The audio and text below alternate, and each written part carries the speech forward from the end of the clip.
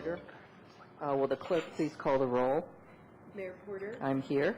Councilmember Austin Lane, Councilmember Barry, Councilmember Clay. Here. Councilmember Siemens, Councilmember Snipper. Here. Councilmember Williams. Here. We do have a quorum of the council, so we can proceed. And the first item is council comments. I'd like to begin the council comments by noting the death last week of former council member Janice Martin. She died in a fire in her home in Riverdale. She had, in addition to being on the city council in Tacoma Park, she had done a great many other things during her time in the city. She had served on the board of the Hillwood Manor Community Association, and she was particularly involved in a lot of environmental issues. She was on the Tree Commission. She was in part responsible for the cities being named a Tree City USA. She was on our open space committee that looked at various open spaces within the city with an eye toward protecting them. She was also one of the people who was worked on the changes in Sligo Creek Park, including the bike paths.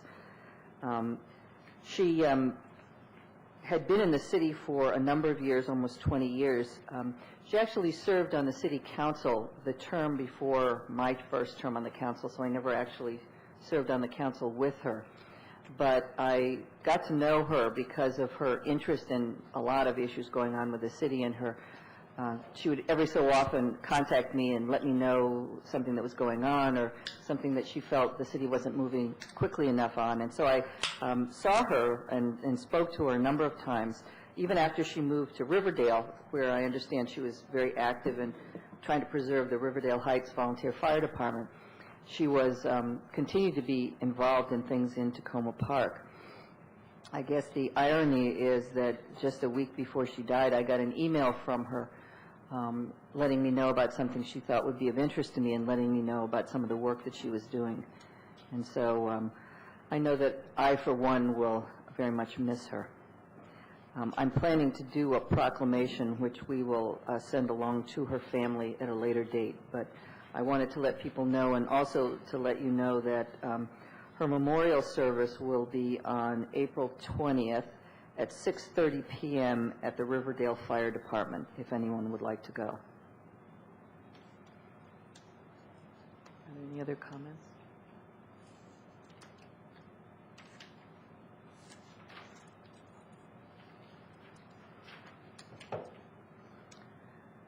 Okay, if there are no other council comments or announcements, we will move on to the adoption of minutes.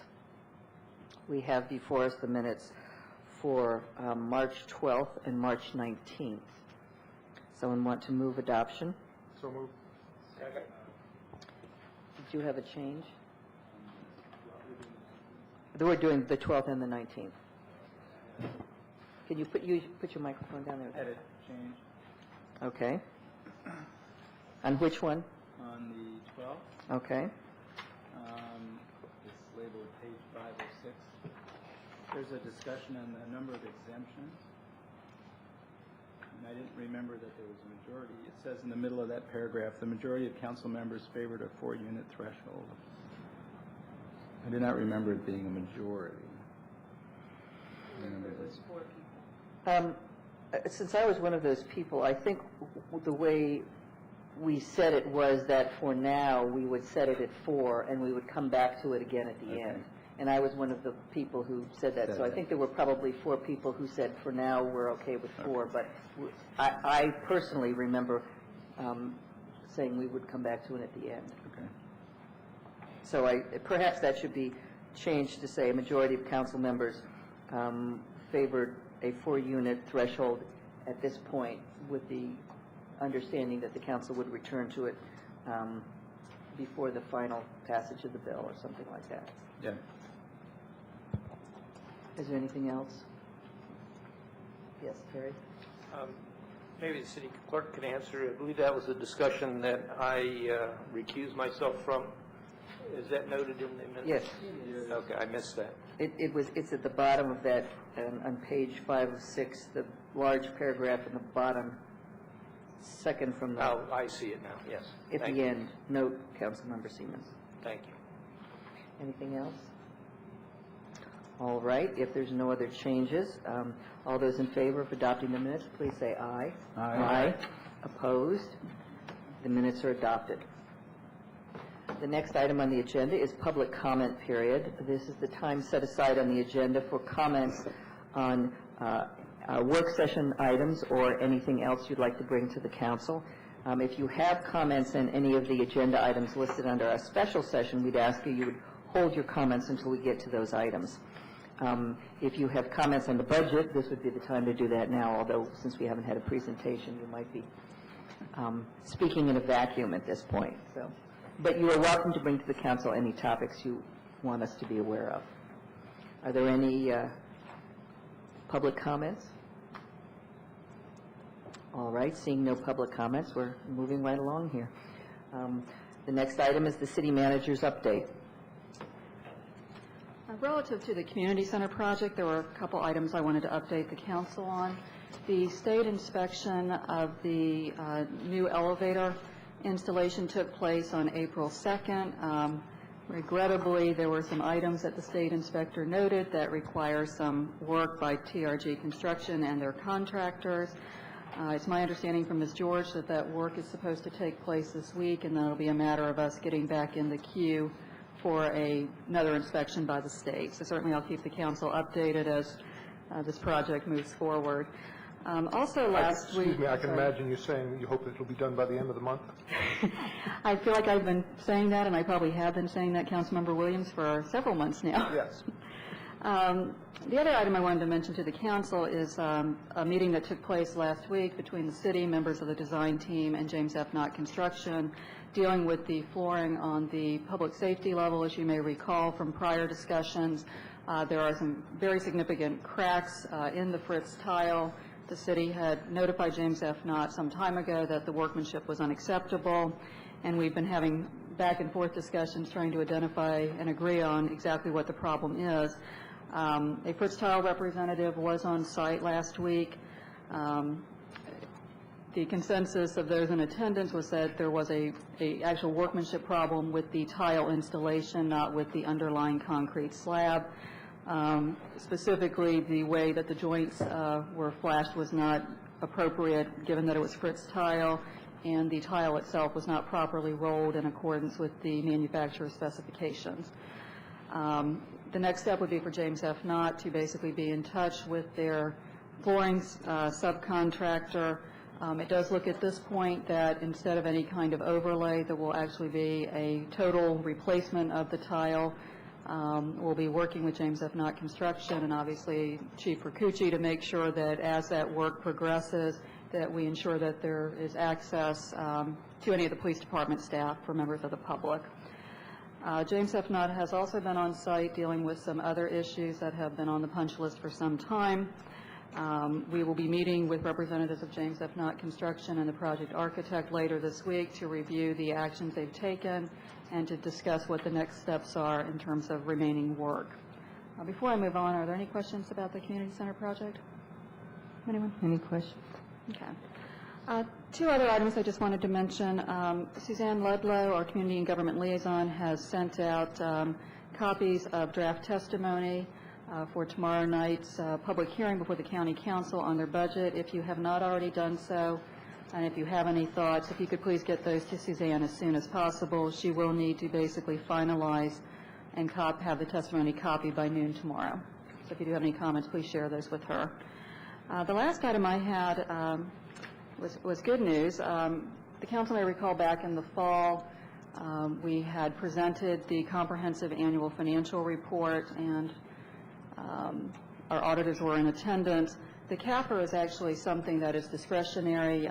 It's something above and beyond what you need to do in terms of your annual financial audit, and this was something that our Director of Finance, Ms. Brooks, and I have been working on. We did submit for the Certificate of Achievement for Excellence in Financial Reporting for the FY06 CAFR from the Government Finance Officers Association and received notification last week that we were awarded the Certificate of Achievement in Excellence for Financial Reporting. So I would like to take this opportunity to express my appreciation to Ms. Brooks and her staff for all their hard work. I think, as we all recall, there were a lot of problems going back several years, and I think this represents a significant step forward and hopefully showing the public that we have moved beyond these problems. So unless there's questions from the council on any matter, that concludes my report. I'd like to express our appreciation to you for the work that you've done on the city's finances, both on the reporting and on the organization. And you also deserve a lot of the credit, both for hiring our excellent finance director and for the work that you've done on the financial reporting, too. So thank you very much. Thank you. Gary? Thank you, Mayor Porter. Yes, I concur. It's refreshing to see the positive things coming out of that department, unlike a couple years ago. But during the meeting when the auditors were here to present their report, I had asked a question about the seized assets and the auditing of those records, and the auditor indicated that they would get back to me. They didn't get back to me. I telephoned the auditor and provided more detail, and again, they haven't gotten back to me, and I just wondered if they had gotten to you about that or what the status is. The last conversation regarding that matter, Councilmember Siemens, that I had with Mr. Novak was when he called me to get your telephone number. I believe that was whatever month that was that the MML legislative conference was. My understanding that Mr. Novak and you had spoken, we never had a follow-up conversation, but I'd be happy to follow up with him and find out what information he was still to give you. All right, thank you. Anything else? Okay. The next item on the agenda is the presentation of the proposed budget for fiscal year '08. I actually have a PowerPoint presentation. If I could ask the council to step down from the dais. Sure. Should we take our books? You don't have to take your book.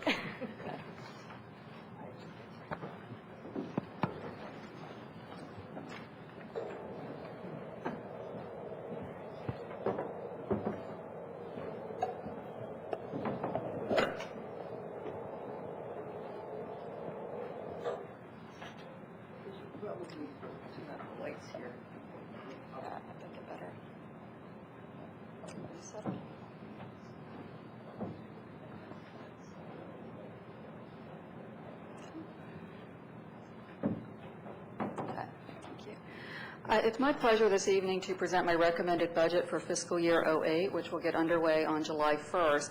For the City Council, this marks the first step in your rather lengthy process of reviewing the budget, but for the staff, this has been ongoing for a number of months. I'd like to take this opportunity publicly to thank all the members of the management team and their respective staffs for the assistance they have given me. And I would be remiss if I did not particularly acknowledge the contributions of Deputy City Manager Wayne Hobbs and Director of Finance Yvonne Brooks, whose assistance to me was just invaluable in getting us to this point this evening. The purpose of tonight's presentation, I should mention before I go on, is really just to give the council and the community some highlights of the budget. The council will be holding extensive work sessions during the month of May to really go through the nitty-gritty part of the budget. For those who aren't familiar with it, the council went through a goal-setting process in conjunction with staff in the early part of calendar year 2006. And at that time, and at the conclusion of that process, the council agreed on 5 key priorities that would basically guide the council's work and the staff's work for calendar years 2006 and 2007. And they were the preservation of affordable housing in the city, completion of the community center, promotion of appropriate development throughout the community, the redevelopment of the New Hampshire Avenue corridor, and obtaining fair tax duplication payments from Montgomery County. The reason I just wanted to mention this evening is basically this is what has guided my recommended budget, is basically the advancement of these priorities. In addition to the policy areas I just touched on, there were a couple other things that were really instrumental in putting together the proposed budget. One is the maintenance of adequate financial reserves, which is basically a key parameter of the city's fiscal health. We get different revenues in at different times. We need to maintain adequate financial reserves, in part for cash flow reasons. Additionally, there's always unexpected things that can happen in any community, and it's important to have adequate reserves to deal with those situations should they arise. Equally important in my mind is maintaining the city's infrastructure, whether that would be the stormwater management system, our streets, or any other type of infrastructure that the city is responsible for. Part of this process is also maintaining the city's vehicle and equipment fleet. One of the things that communities often make mistakes in doing is not maintaining your vehicles, not maintaining your equipment. as a cost-saving measure. In the long run, that catches up with you, and from my perspective, it's a very short-sighted way to budget. Just a little bit of overview without getting into too much accounting-ese, but I wanted to give the council and the community an idea of how the budget is actually structured. This year's budget reflects expenditures in three primary funds, which is the accounting term that is used to describe different groupings. One is the general fund, one is the stormwater management fund, and then there's the special revenue funds. One of the things you may note is there is no community center fund reflected on this chart, and I'll touch on that a little bit more later. The way the budget document is presented mirrors the format that is used for the city's audit or its general purpose financial statements, and that's to make it easier for both the council and the community as you're trying to track from the budget to the audit that those two documents are consistent. Overview of the overall budget for all three funds. There's total expenditures of $20.54 million, total revenues of $19.13. Other financing sources is something from a budget or an accounting standpoint that represents revenues that are not ongoing. It's kind of a unique event. And we expect to get $229,500 from the sale of city property. As the council is aware, there were two pieces on Piney Branch Road that we had planned to sell. One of those has already gone to settlement. The other one we had a prospective buyer for, and for some reasons I don't need to get into tonight, that fell through. The property will be back on the market. We've had some subsequent discussions, but we'll need to put it back in the market for general sale, and we do not expect any settlement on that property until fiscal '08. The budget that is before you this evening contemplates the use of fund balance in the amount of $1.19 million.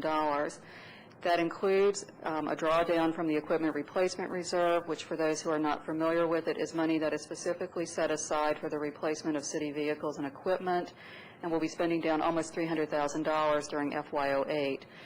There are also a drawdown of some capital equipment grant monies. As part of the city's franchise agreements, the cable companies have given the city dollars specifically and restricted for use for cable equipment. This money has basically been growing over the years, and the communications director, Lonnie Moffett, has some expenditures planned for FY08 that she'll be discussing with the council later.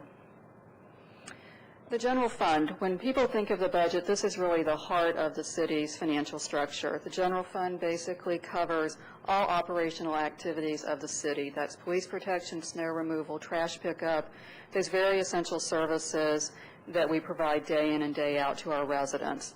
The general fund also includes certain non-departmental costs.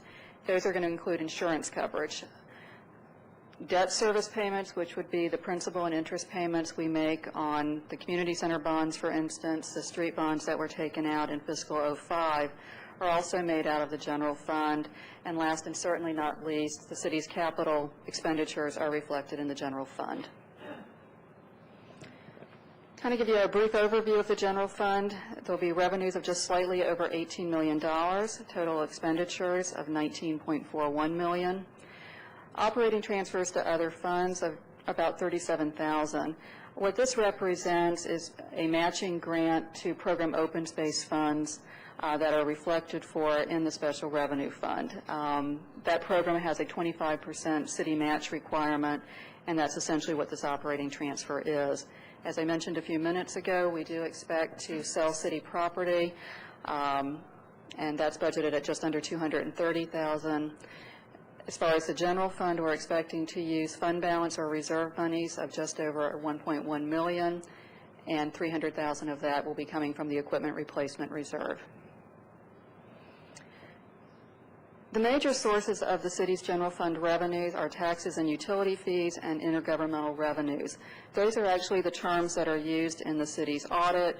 To elaborate on it a little bit more, the city's primary taxes are going to be real property taxes paid by every property owner in the city, income taxes, highway user fees, things of that nature. Intergovernmental revenues, there's a number of them, but the primary one that I think most residents in the council probably keep in mind are the tax duplication payments from Montgomery County. We also get money from licenses and permits, fines and forfeitures, investment earnings, and fees and charges, which will include things such as the registration fees paid by those who participate in our recreation programs, for example. I wanted to spend some time this evening talking about real property taxation. This is the primary funding source for the city's operations and represents about 49% of general fund revenues. Property values in the city have been strong, they continue to be strong, and based on the information we've gotten from the state, our assessable base is expected to increase by just a little over $153 million. That's just under a 12% increase from last year.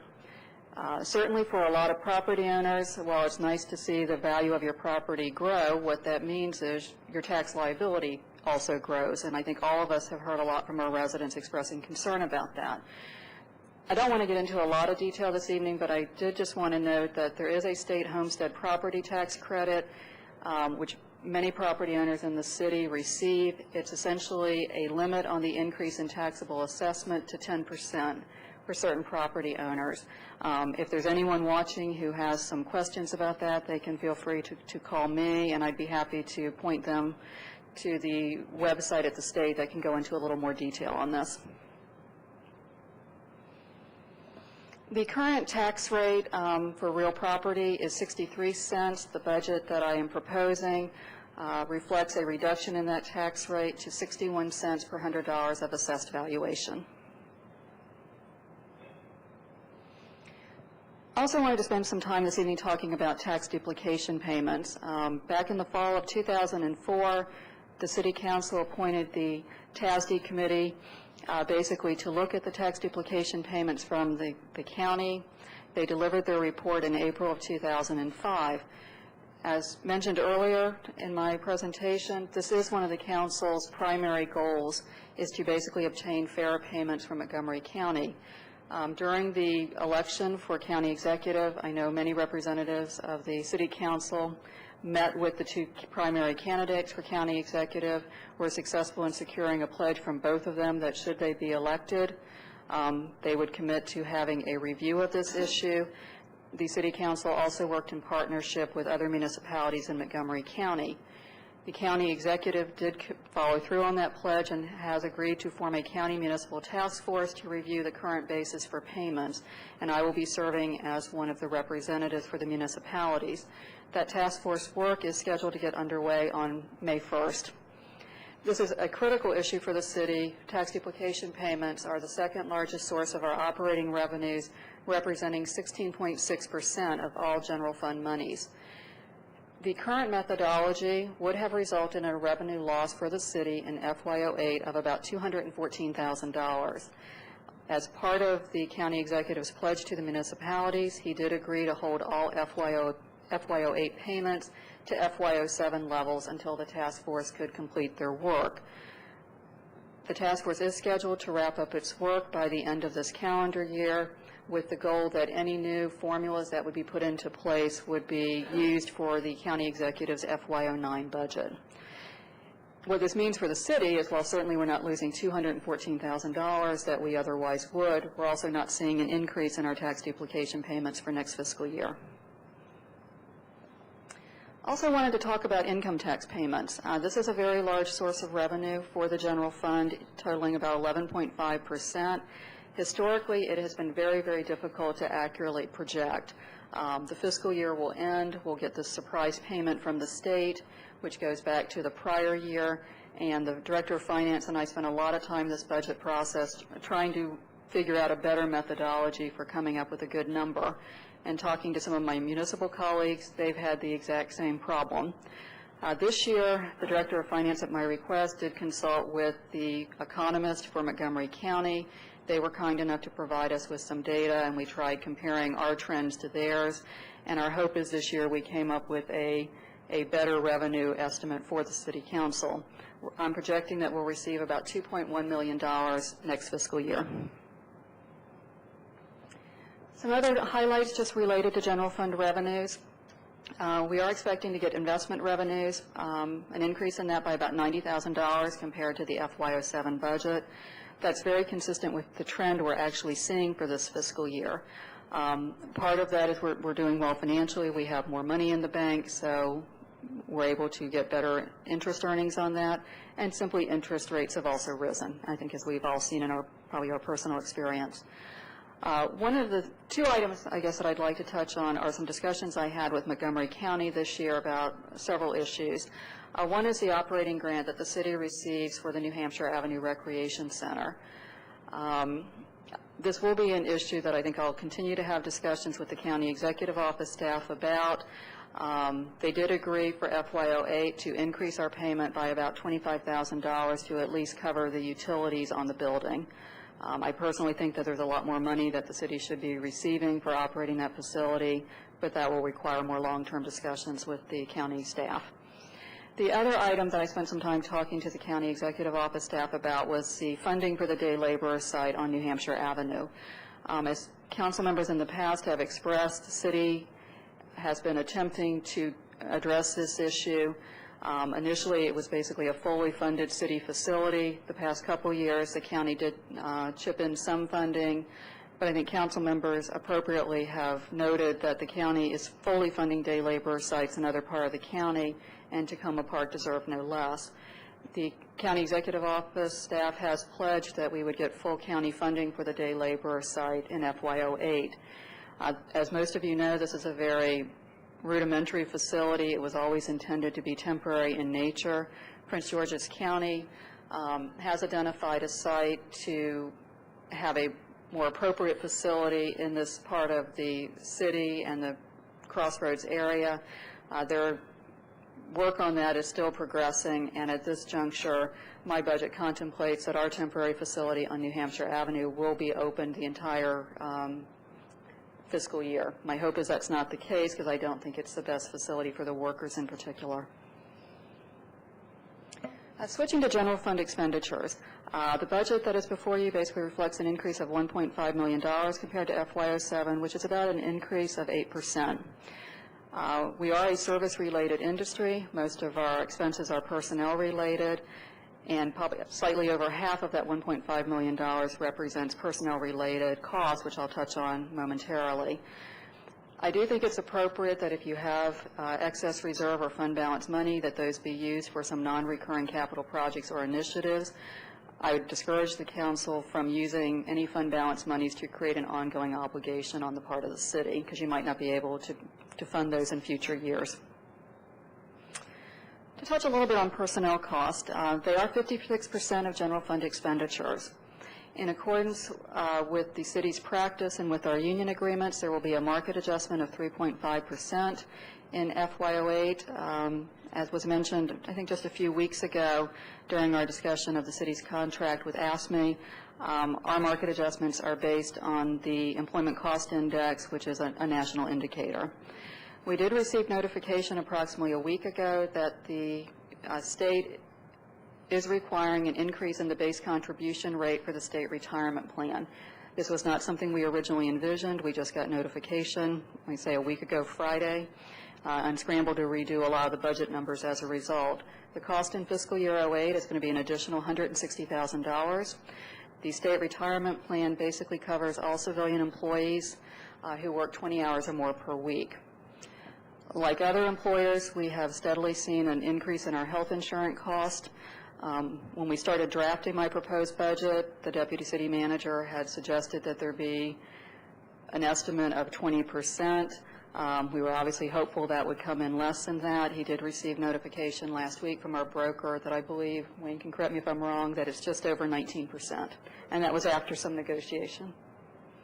He's nodding his head, that's correct. A few other things I wanted to touch on relative to personnel cost in the FY08 budget. My budget does contemplate full funding of all 41 commission positions in the police department. As I think everyone's aware, the police department historically has been understaffed. In FY06 and FY07, because the department was so understaffed, the City Council made the decision to essentially fund 39 of those commission positions, since it was not likely we would actually spend all the money. The commitment that the City Council made is that if we were at full staffing, that they would find the additional funding and commit that to the police department. Under the leadership of Acting Chief Corsi and continued with Chief Ricucci, the department has placed a high emphasis on getting positions filled, not only among the commission ranks, but among the civilian. And Chief Ricucci has assured me that he expects to be at full staff as of July 1st of this year. The overall budget reflects an increase of 1.1 FTEs, and I'll touch on those briefly. There is a proposed addition of a crime analyst in the police department. I'm not going to spend a lot of time on that, as there is a work session later on the agenda, and I think that's one of the items that Chief Ricucci plans to discuss with the council. My proposed budget does reflect the restructuring of 3 part-time custodial positions in Public Works. Currently, there are 3 positions working 19 hours a week. In talking to the Director of Public Works, she feels that that structure has made it somewhat difficult to basically recruit and retain quality staff. My budget contemplates that those hours will essentially be restructured, where of those 3 positions, we would now have 1 full-time position and 1 part-time position working 15 hours per week. In terms of the actual hours and salary dollars, there's really no different, but there would be an additional cost for benefits for the full-time employee.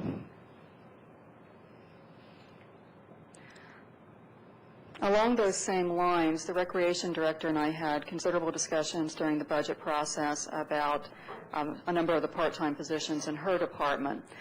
I think as the council probably sees coming to and from the building, you'll see a variety of faces after 5 o'clock staffing the main reception desk just outside this chamber. And I think the council in the past has expressed some concern about some of the customer service that we are providing from that desk. The Recreation Director recommended to me, and I concur with her, that the city would be better served from a customer service standpoint if we could have more continuity at the main reception desk. And what my budget reflects is the restructuring of those part-time hours that are currently allocated among a number of recreation staff members to create a full-time position that would supplement the admin staff during the day to staff the main reception desk. The administration department is responsible for staffing that desk from 8:30 to 5 o'clock. This proposal would basically have a full-time staff member in the recreation department who would basically work from 2 o'clock in the afternoon on Tuesday through Friday until the close of the building, and then on Saturday would work the entire schedule. So essentially we'd have some continuous coverage from the same person in the recreation department staff Tuesday through Saturday. Once again, the hours are essentially the same, but there would be an additional cost for benefits for this new full-time employee. Another change in the Recreation Department personnel allocation that I wanted to highlight for the council deals with our before-school and after-school programs. In FY07, the city began offering before-school care. This was something that Ms. Hadoven had talked to the council about during last year's budget process. We continue to see strong participation in our after-school program. Ms. Hadoven has recommended, and I agree with her, that we probably need to provide a little bit more oversight and coordination of those programs.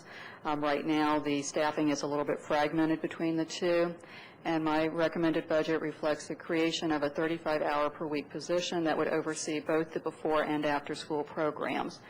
Once again, the salary dollars are essentially unchanged, but there would be an additional cost for benefits for this position. Some other operational highlights for the general fund I just wanted to mention to the City Council. Earlier this year, the Council had a discussion with the Housing and Community Development Department about undertaking a charrette in the Ethan Allen Gateway, which is part of the New Hampshire Avenue Corridor Initiative. We will be coming forward in the very near future with a recommendation on hiring a consultant for that project. We do anticipate that all that work will not be completed during the current fiscal year, and that about $30,000 of that work would be occurring in FY08. In accordance with both the Council's priority for New Hampshire Avenue as well as other development issues in the city, my recommended budget includes $100,000 for other design charrettes, and certainly before those funds would be expended, there would be considerable discussions with the City Council about the best way for those monies to be used.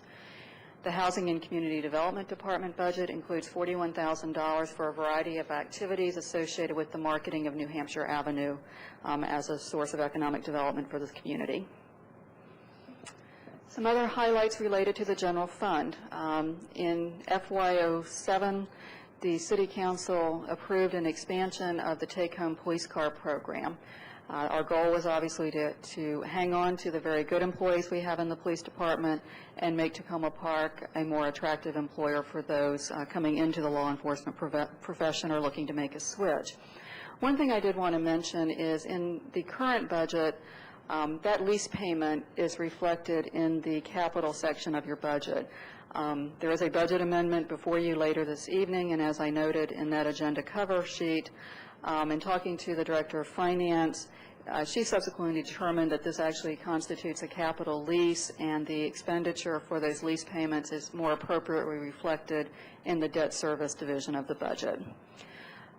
Another thing I wanted to note is some increased funding in the arborist budget for hazard and health pruning of trees on city property. I believe the city arborist was before the City Council, probably your last meeting, March 26th, and mentioned to the council his concerns about preserving the urban forest in Tacoma Park.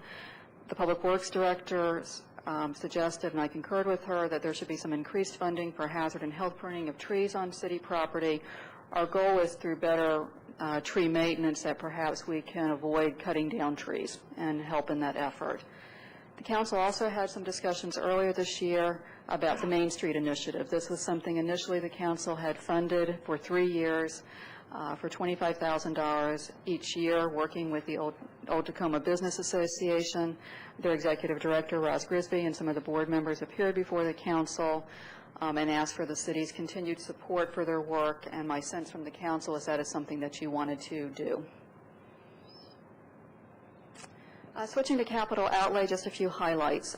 There was $100,000 included in my proposed budget for pedestrian safety improvements. There is no specific project in mind. We always make it a practice of working with the community and the City Council in terms of determining what is the best way for those monies to be spent. Certainly one of the things that you're working on right now is the neighborhood traffic studies.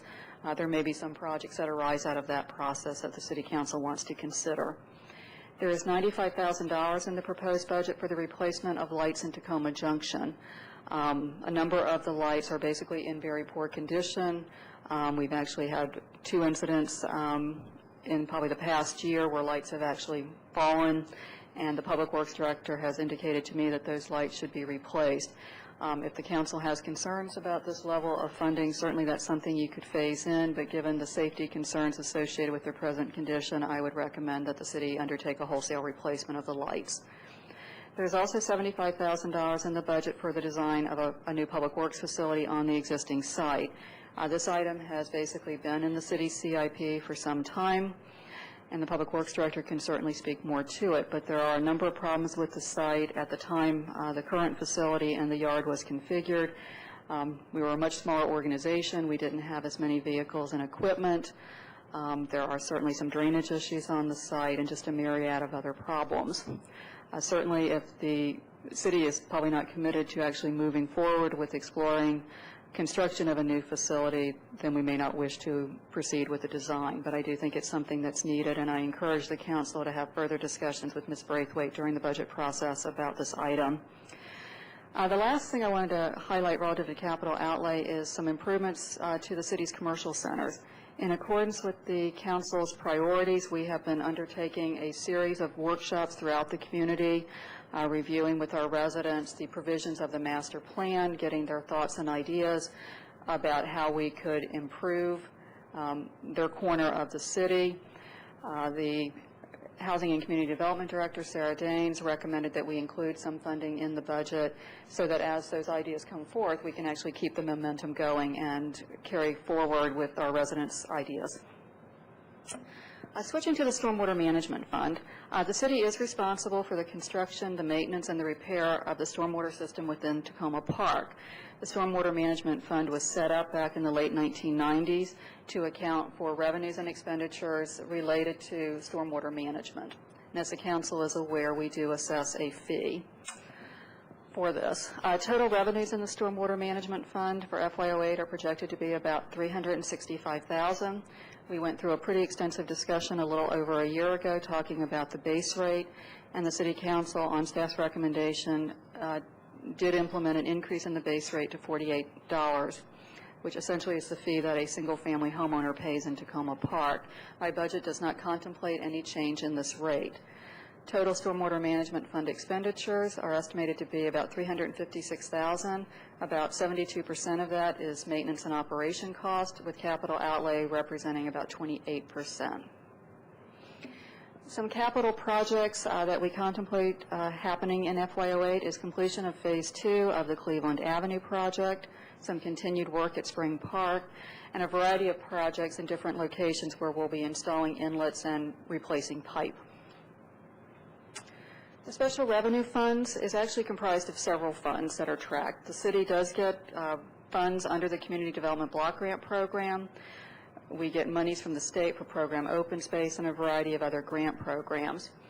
And the special revenue funds are actually the mechanism that the city uses to track both the revenues that we receive from the various agencies and any kind of expenditure activity related to that specific project.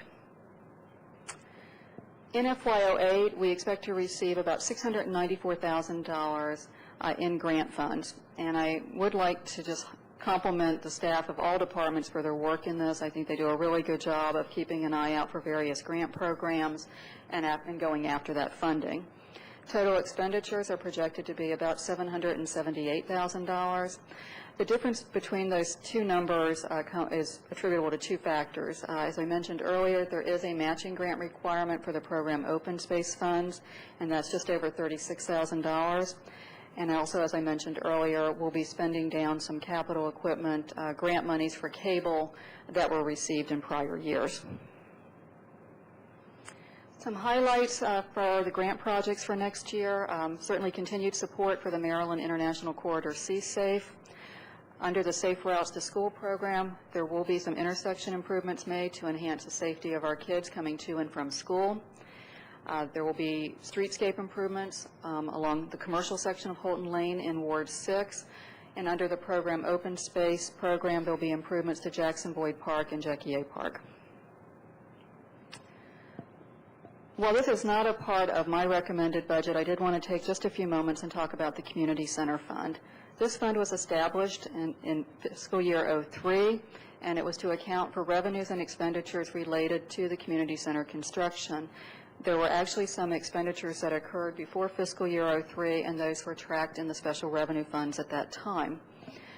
My proposed budget assumes that we are hopefully totally through with all Phase 1 and Phase 2 work by the end of this fiscal year, and certainly we're moving in that direction. For the purpose of my budget, I did not assume any fund activity for the next fiscal year. At this juncture, there has been no decision to move forward with the gym construction, and there's been no action yet taken by the City Council on renovating the Chamber Auditorium, which is the room we're standing in tonight.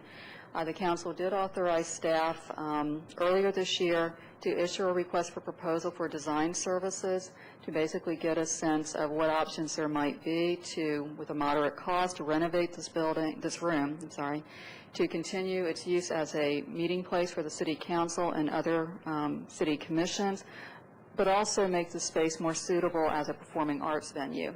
That RFP did go out in accordance with the Council's direction. They are due back on April 23rd, and we will be working with the mayor to place the consideration of those proposals on the Council's agenda.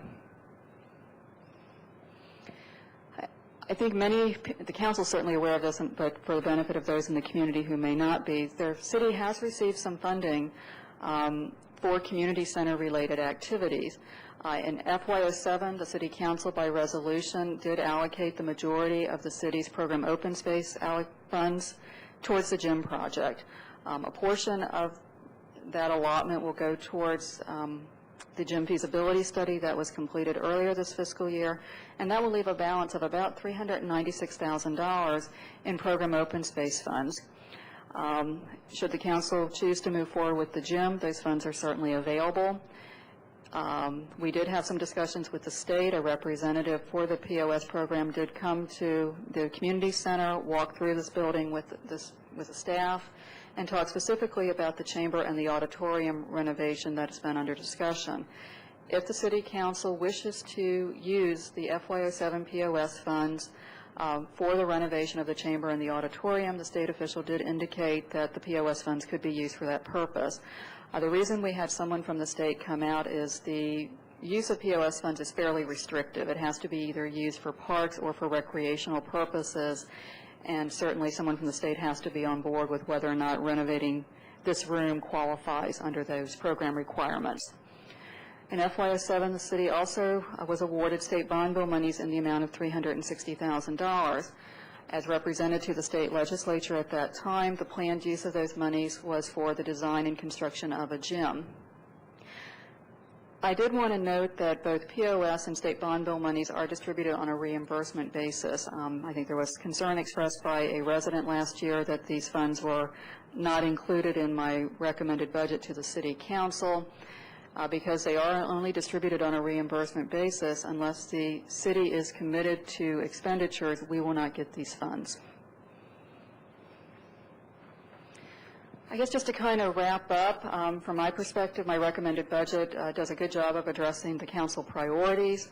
I think it will ensure the city's continued financial stability. And certainly I'm pleased to be able to present a budget to the City Council that represents a reduced tax rate by 2 cents per $100 of assessed valuation. As I mentioned at the very beginning of my presentation, this is really the first step in the Council and the community's review and discussion of my recommended budget. There'll be a couple-week period where everyone can kind of mull it over, get their thoughts together, their questions perhaps, and certainly I would encourage the Council that if you have any questions before your next scheduled review of the budget, that you let me know. If there's any informational request we have, the sooner you can let the staff know, the sooner we'll be able to turn around that information for you. From a formal standpoint, there will be public hearings on May 7th. There will actually be 2 separate public hearings. One will be for the Council to obtain public input on my recommended budget. There will also be a public hearing as required by the state on the constant yield tax rate. The rate that I have proposed of 61 cents per $100 is in excess of the constant yield tax rate. As I mentioned earlier, the Council will be holding a series of work sessions during the month of May, and these work sessions will provide a good opportunity for the Council to actually talk to the department heads about their operating and capital requests.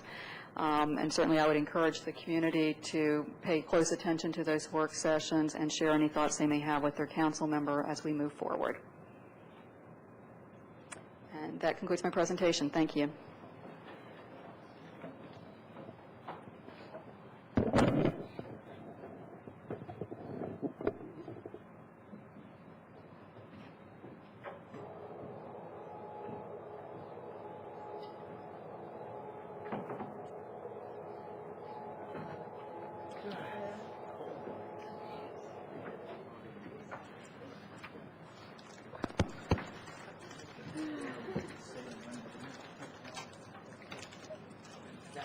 As was noted earlier, the council is going to have opportunities to discuss the budget in great detail during the work sessions in May, but this would be an appropriate time if there's any specific questions on the city manager's presentation.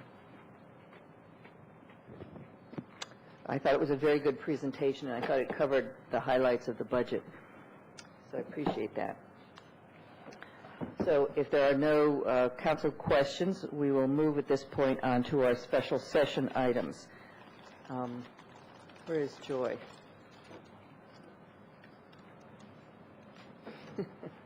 Well, let's start with the second of these items then. The first one was one she was particularly interested in, so let's go on with the second, item number 3, which is the single reading ordinance authorizing the purchase of a replacement vehicle for the city's motor pool. Should we wait for the Public Works Director on this one? I would prefer that. If the council is amenable, I'll go ahead and talk about budget amendment number 3. Let's go ahead and talk about budget amendment number 3. Oh, here she is. Okay. We were waiting on you to take up the discussion of the resolution proclaiming Monday the 16th as District of Columbia Full Emancipation Day. So we're going to go back to that item. Did you want to introduce it? Sure. I would love to move this resolution, and we'll make just a few comments about it.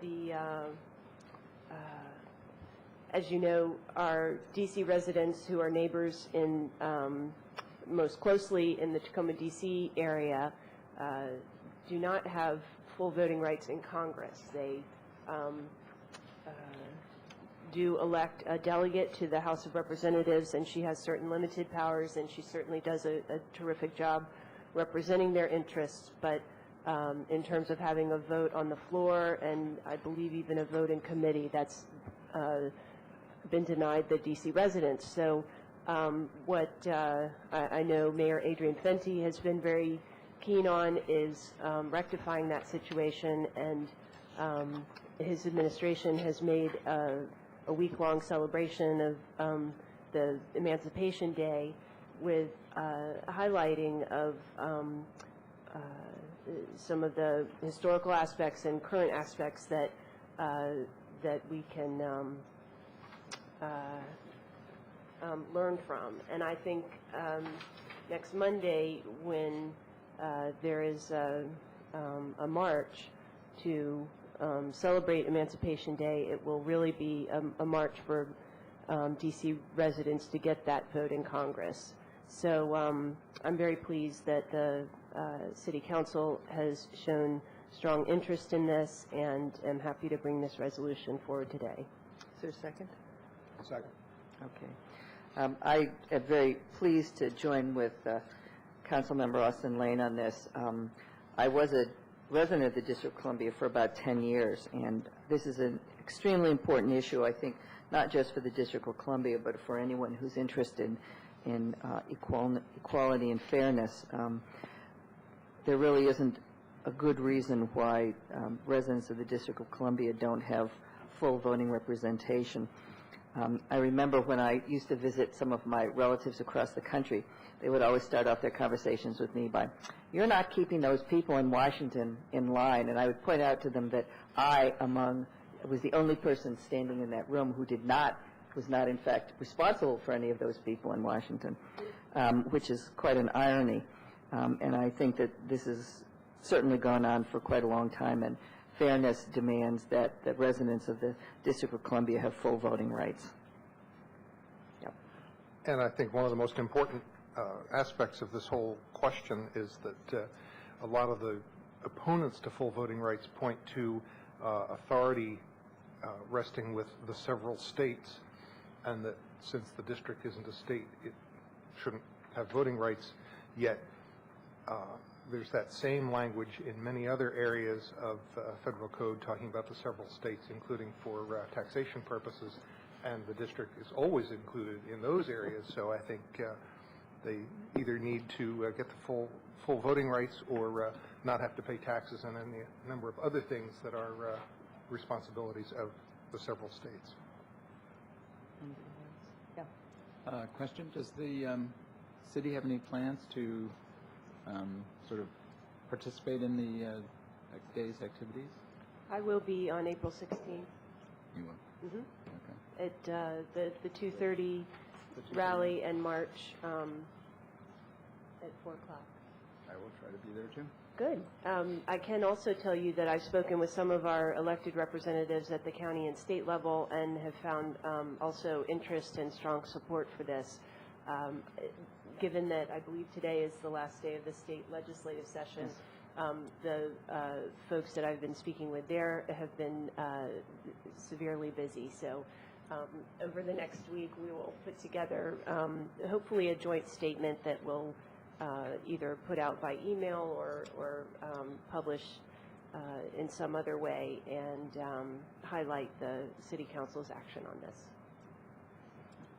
And if I can also just remind folks that at last month's Council of Governments Board meeting, there was a resolution similar to this to support the district in this, and it was passed with one abstention. So there was, let's just say, there was almost unanimous support. Well, I think it's a shame that we we fight for democracy all over the world and that we deny voting rights to the people of the District of Columbia. So I'm very supportive of this, and I hope that municipalities and counties and states across the country will demand that all of our citizens have a fair vote. Any other comments? Are there any public comments on this resolution? All right, seeing none. All those in favor of the resolution, please say aye. Aye. Opposed? The resolution passes. Since we are running a bit ahead of our schedule, oh, there she is. I didn't see you come in. Well, Daryl is here, even though we are running ahead of schedule, so we will take up the next item, which is the ordinance authorizing purchase of the replacement vehicle. You may recall that I came before the council earlier in the fiscal year to confirm that the council's interest in replacing cars with alternative fuel vehicles still is strong, and that we needed the expenditure that we originally planned didn't include funds for a hybrid type vehicle. The funding was just for a standard replacement vehicle, gasoline powered vehicle. So with your concurrence, I directed staff to evaluate what was out in the market for alternative fueled vehicles. They have recommended that we proceed with the purchase of another Toyota Prius for a replacement of Car 101. It's currently in the administrative motor pool. It's a vehicle used by city staff as well as council people when they need it. The administrative motor pool is probably the fleet that needs to stay the most flexible in terms of being available for both local travel as well as trips to Ocean City or Rockville or wherever the staff or council may need to go. For those reasons, as well as availability, we weren't able to recommend or identify any electric vehicles. I know that was a topic when I was here before you.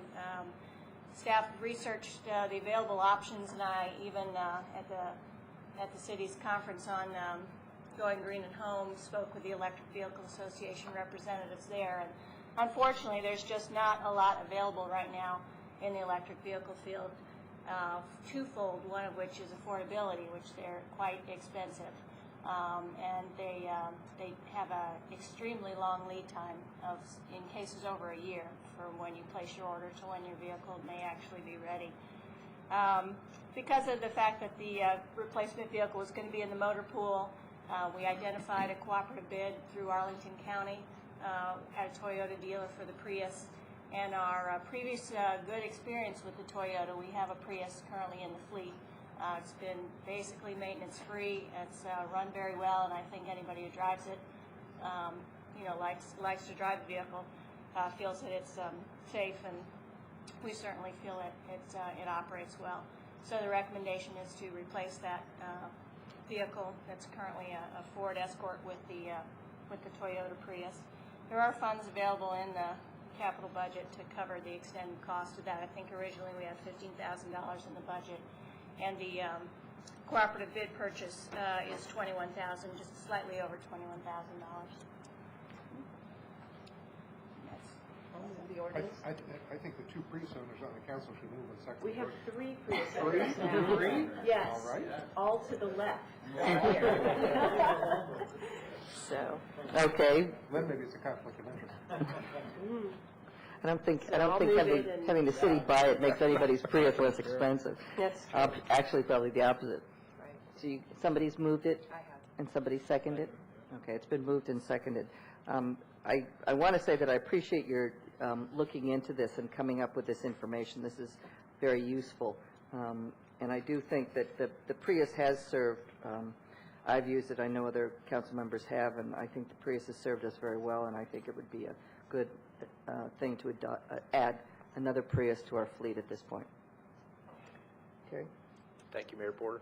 I believe when you came the last time and we talked about electric car, I think one of the suggestions was the low-speed vehicles, which I think are not quite as expensive, but they do have limitations. It would be a vehicle could only be used within the city limits. So I just wonder if you had checked into those at all. Yeah. Staff had looked at that. I'm blanking on the name. It's something really basic, Is that like Segway? Electric Car Company. No, it's they're the vehicles that It is something real basic like that is the name of the manufacturer. That's most available in Is that our like area. the smart car or something? No, they're electric vehicles, but they're basically vary from three-wheel to four-wheel vehicles. You purchase sort of the body parts you want, doors, roofs. They come fairly stripped down. In a Like kit? Terry says, they're basically for local. Some assembly required? Yeah, local traffic where you're not driving at, you don't need to maintain a particular speed. They're very efficient at what they do, and you know, for resort communities or for small places where you're contained and not going outside on other trips. And we had looked at those, and had we been replacing a vehicle that was pretty dedicated to either parking enforcement or something like that, where we thought we could really safely say this vehicle was really just needed for the local trips, but being that's in the motor pool really drove the decision to use a more standard car type because of the multiple uses that we have Right. in the pool. Yeah, I appreciate that, and I think that vehicles such as the meter enforcement might be an appropriate use of that, but I think it's a little bit of a mischaracterization to say they're buying body parts. There are some of those electric cars now that are just as good looking and substantial as a Volkswagen Beetle, but are under the federal low-speed vehicle law. They're designed, they don't have to meet the same crashworthiness tests of the regular vehicle, and thus they're able to keep their body weight or their load weight lower and be more efficient with the electric use. The French have a vehicle that's you wouldn't know walking up to it and getting into it that it was an electric vehicle. And I really encourage us to look at those for any vehicles that we would use just within the city limits, other than obviously police cars that have to be used a little bit more and attain a higher speed. And I'd just like to take this opportunity to thank you, Ms. Braithwaite, for having the crew out there this morning to take the graffiti off of the sidewalks and buildings there at Maple and Sherman Avenue. I really appreciate your rapid response, and I hope that if not this time, I don't know, you may have coordinated with the police department, but I'd like to make sure that we always do so that we get the photographs and the proper investigation before we eradicate the evidence. Thank you. Well, you're welcome, and I'd be remiss if I didn't pass that along to Tina Smith. Officer Smith was the person who got right on it this morning and got my crew out even before I arrived, so she was on the case. Great, thank you. Any other comments? One thing I want to say about this ordinance is just that as a Prius owner, it does require a little bit of an extra hit at the time that you purchase your car. But because of the gas mileage, I found that it's much cheaper than neighbors.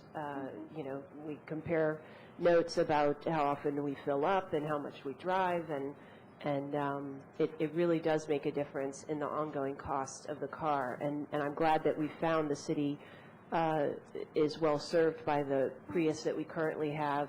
I've also found that maintenance is very low cost, and the car has been a terrific asset for my family.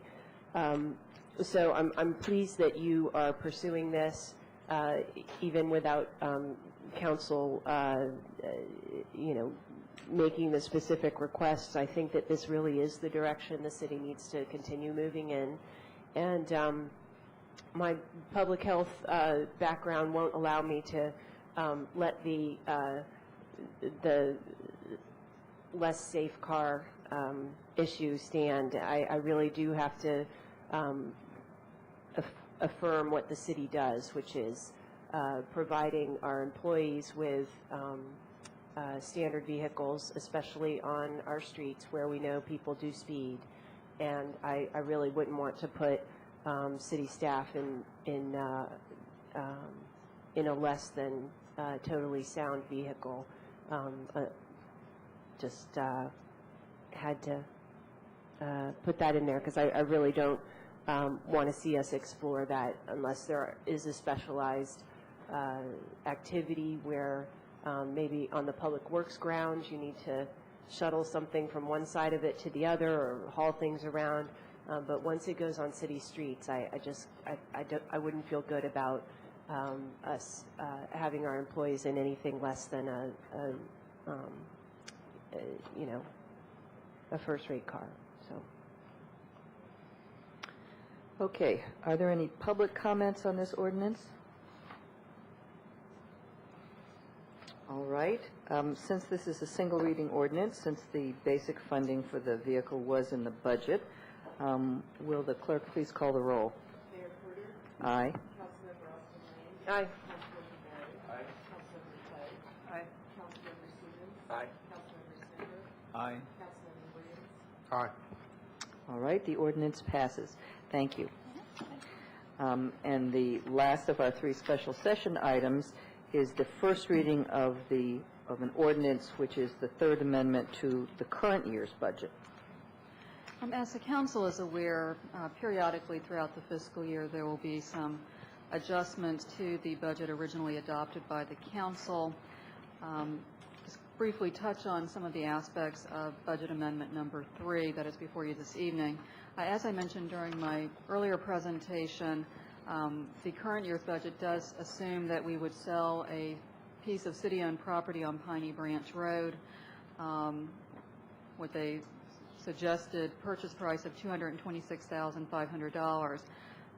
We initially had a buyer. That sales contract fell through because the buyer was unable to secure financing. City staff did have some subsequent discussions with another potential purchaser of the property, and unfortunately those discussions did not result in a contract. We do anticipate the property will be sold in FY08. The effect of this on the current year budget is that it requires a reduction in general fund revenues, and there is an adjustment in the amount to be transferred from the general fund to the community center fund. Back in July, the City Council approved the purchase of a loader for the Public Works Department. As you may recall, we had a backhoe that unfortunately literally went up in flames, and the Public Works Director at that time recognized an opportunity to replace the backhoe with the purchase of a loader, which she thought would better serve the operational needs of the Public Works Department. The agenda cover sheet at that time indicated that the loader would be purchased with insurance proceeds that were actually received from the city in FY06 and a payment from the equipment replacement reserve. In subsequent discussions with the Director of Finance, what she indicated to me is the loader was not originally scheduled for replacement this fiscal year, and she thought it would be more appropriate from an accounting standpoint to recognize the purchase of the loader as just an outright capital expenditure, that it really didn't qualify, in her opinion, as an equipment replacement reserve cost. Also, as I mentioned earlier this evening, the city did approve an expansion of the take-home car program for police officers, as I've already mentioned, so I won't belabor it. This was originally viewed as a capital cost. Once again, in discussions with the finance director, she felt that that expenditure was more appropriately recorded in the debt service section of the budget since it was a capital lease. A couple other items reflected in this budget amendment, I think is some time ago, I think it was by ordinance 2006-29, the council approved hiring Dr. Kenneth Barr to provide assistance to the city in redoing our rent stabilization ordinance. An amendment to the Housing and Community Development Department operational budget is required to cover the cost of Dr. Barr's services. The next item is actually, I guess, a very happy success story. Is Mary Kendall, who is our program director for the CSAFE program, does a wonderful job of looking for new grant opportunities for the CSAFE program, and she did another successful job once again. There were some one-time monies available from the state to purchase some equipment. She did submit a funding request to the Governor's Office on Crime Control and Prevention, and we were just recently informed that we would receive a $12,000 grant. So that section of the budget amendment before you this evening would basically recognize the receipt of those grant monies and the expenditure of them. Also, along the same lines in terms of grant funding, the Housing and Community Development Department, as the council I think is aware, worked with those behind the Tacoma Park Farmers Market to basically secure some grant funding from the Kellogg Foundation and the Wallace Genetic Foundation to set up a market in the Crossroads area. The city's role is to basically serve as a fiscal agent for this project, basically to help handle some of the accounting and to receive the funds. There really is no otherwise direct city expenditure. It's just basically helping with the administration of the grant funding. During this fiscal year, we expect that about $55,000 of the grant monies will be expended, with the balance to basically be used in FY08. Another grant project that the council is already aware of is we were successful in getting funding under the Safe Routes to School grant program. The total amount that we will receive is $149,100. During this year, we expect we'll spend a little over $29,000 of those grant proceeds, once again requiring an amendment to this year's budget. And basically, I think that's a good summary of what's included in the budget amendment. If there's any questions the council has, I'd be happy to answer them. Are there any questions? Yes, Ruben? Could you describe the grant concerning the school-aged children walking to and from school? Just a little bit. I'm not familiar. I'm sorry, the Safe Routes to School? Is that what you said?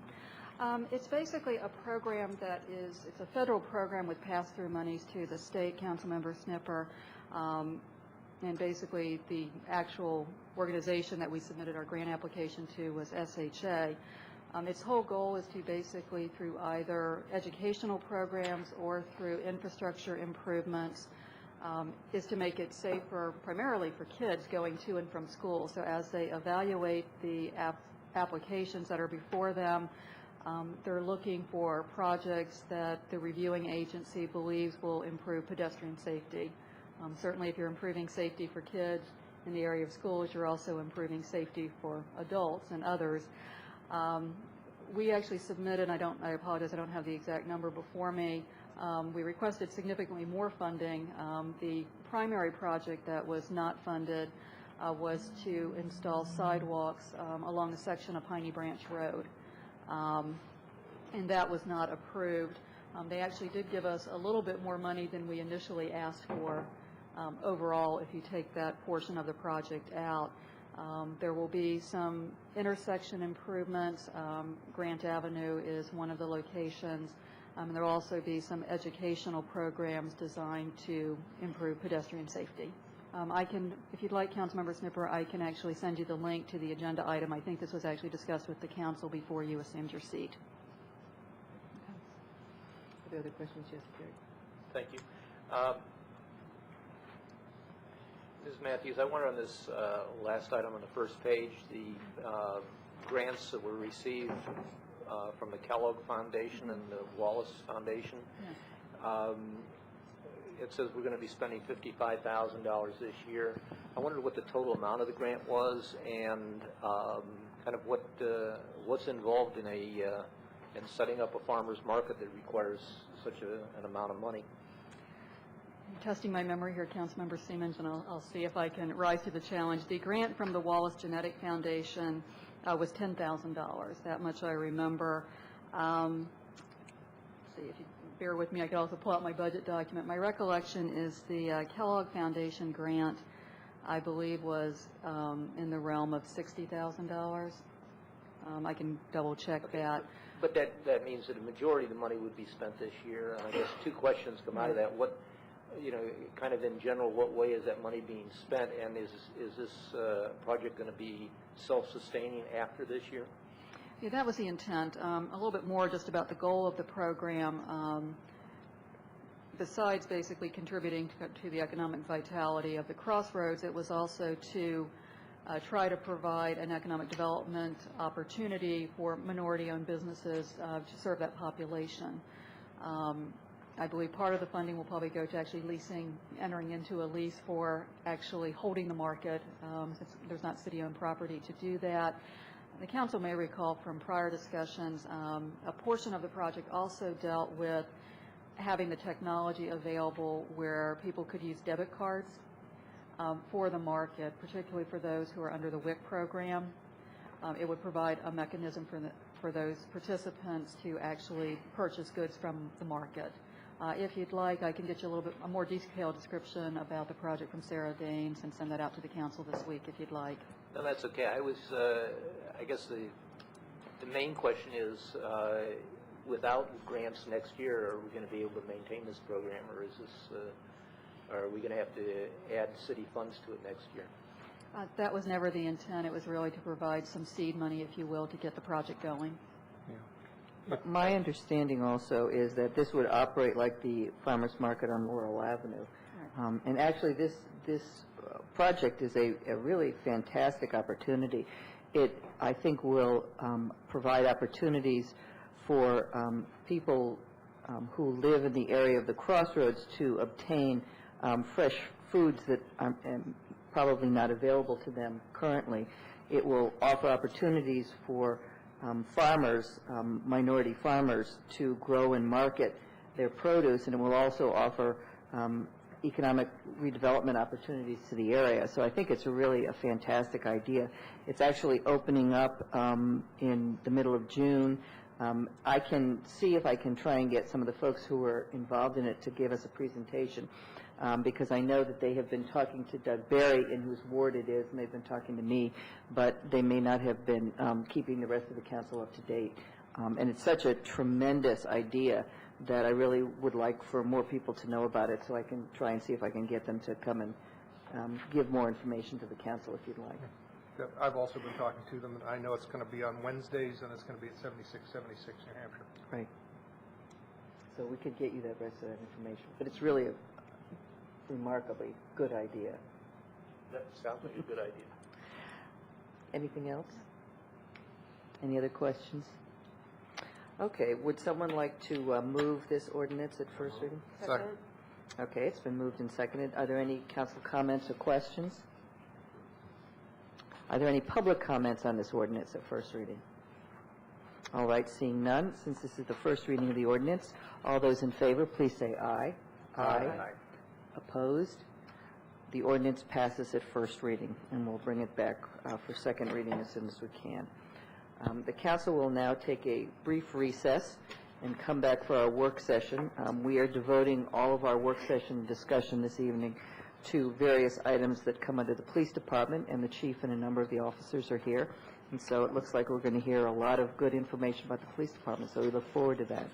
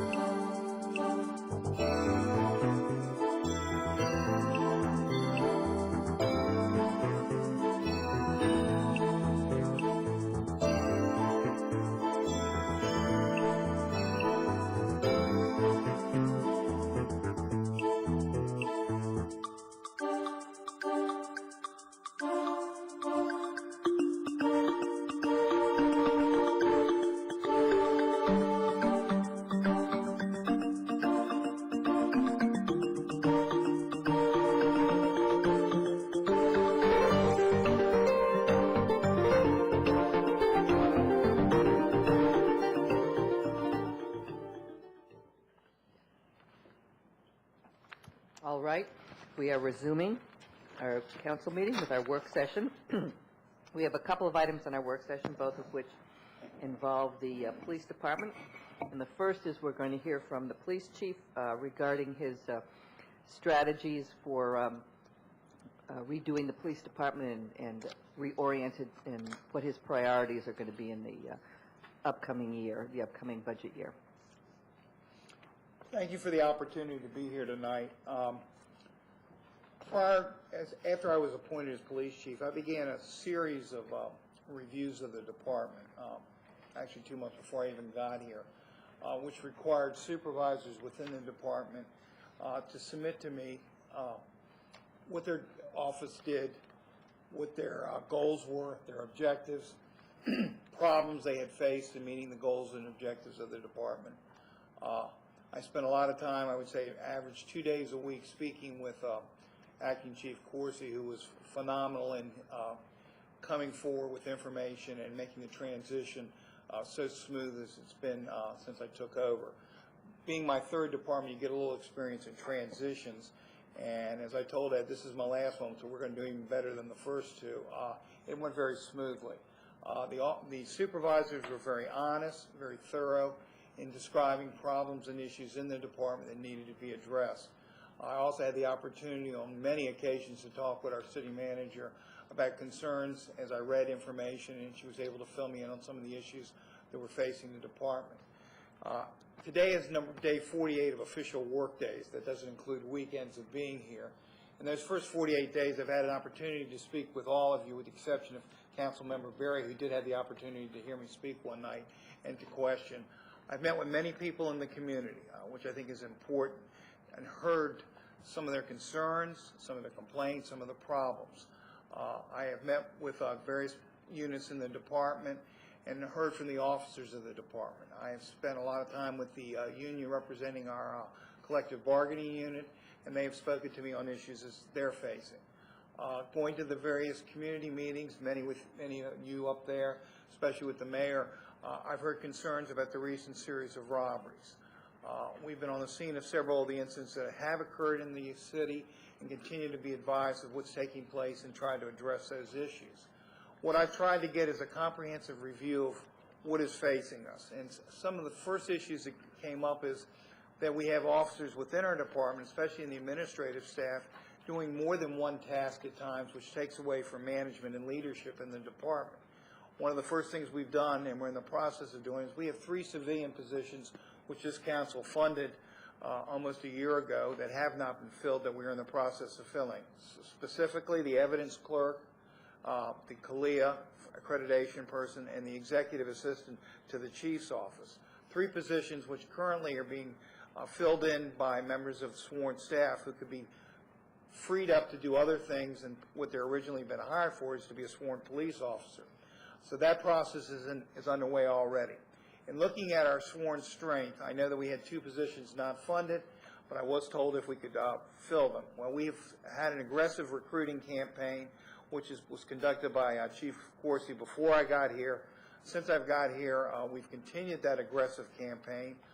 Paula Gaskins, who was our Police Officer of the Year, is our recruiting officer, who's also here tonight, has worked with me very closely. I can report to the council tonight, we currently have 39 positions filled. We will make an offer probably tomorrow or the next day. We have an officer that has passed the background, and we know will agree to work with us. That puts us at 40. The 41st position only came open 2 weeks ago when we granted a disability retirement to Officer McLean, non-service related. That position, we are doing interviews tomorrow. We have approximately, I think, 5 people going through that, and we have 5 lateral officers. We're probably looking at maybe a group of 10 that we can look at for that position, along with establishing a list with some backup officers so that we can fill when vacancies come free. My goal was to come here tonight and be able to tell you we're at 41. I would have been able to do that had we not had the disability retirement, but those things do come up. So we're headed in the right path. For the executive assistant, I'm pleased to say I've got close to 125 applications, and as soon as I can figure my way how to swim through all those, we'll be making a hire there, and we've just started advertising for the position of CALEA clerk and for evidence clerk. We also have now got our communication section in full strength. What does that mean for us? It means we don't have to take a police officer off the road and have him back up when we don't have enough people in the communication section.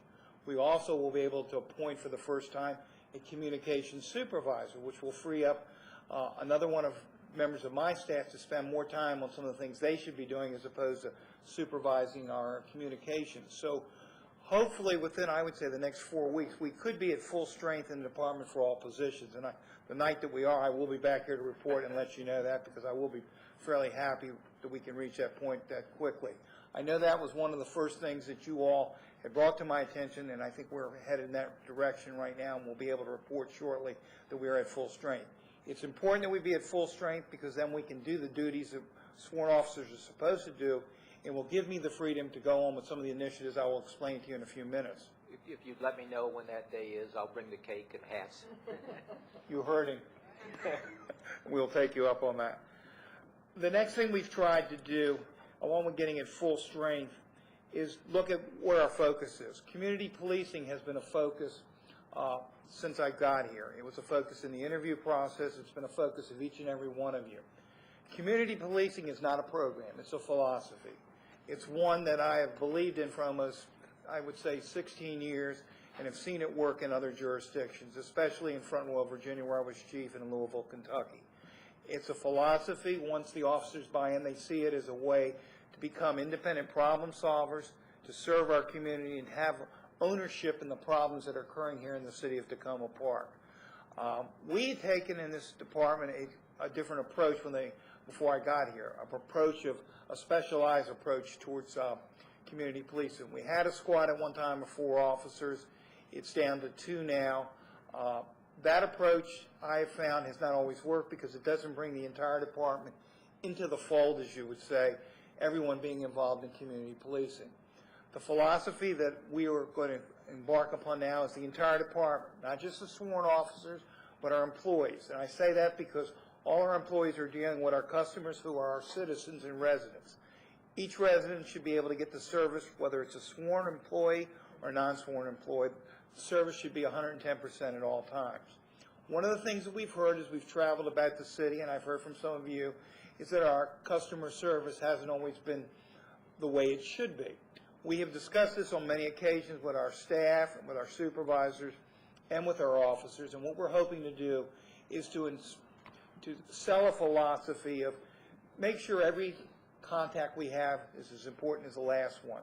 Every citizen may only call the police once. Make it important. Make them feel important. Take their complaint seriously. Work to solve their complaint. I want our officers to be problem solvers. I think you will find in our department some outstanding talent that hasn't had the opportunity to be problem solvers.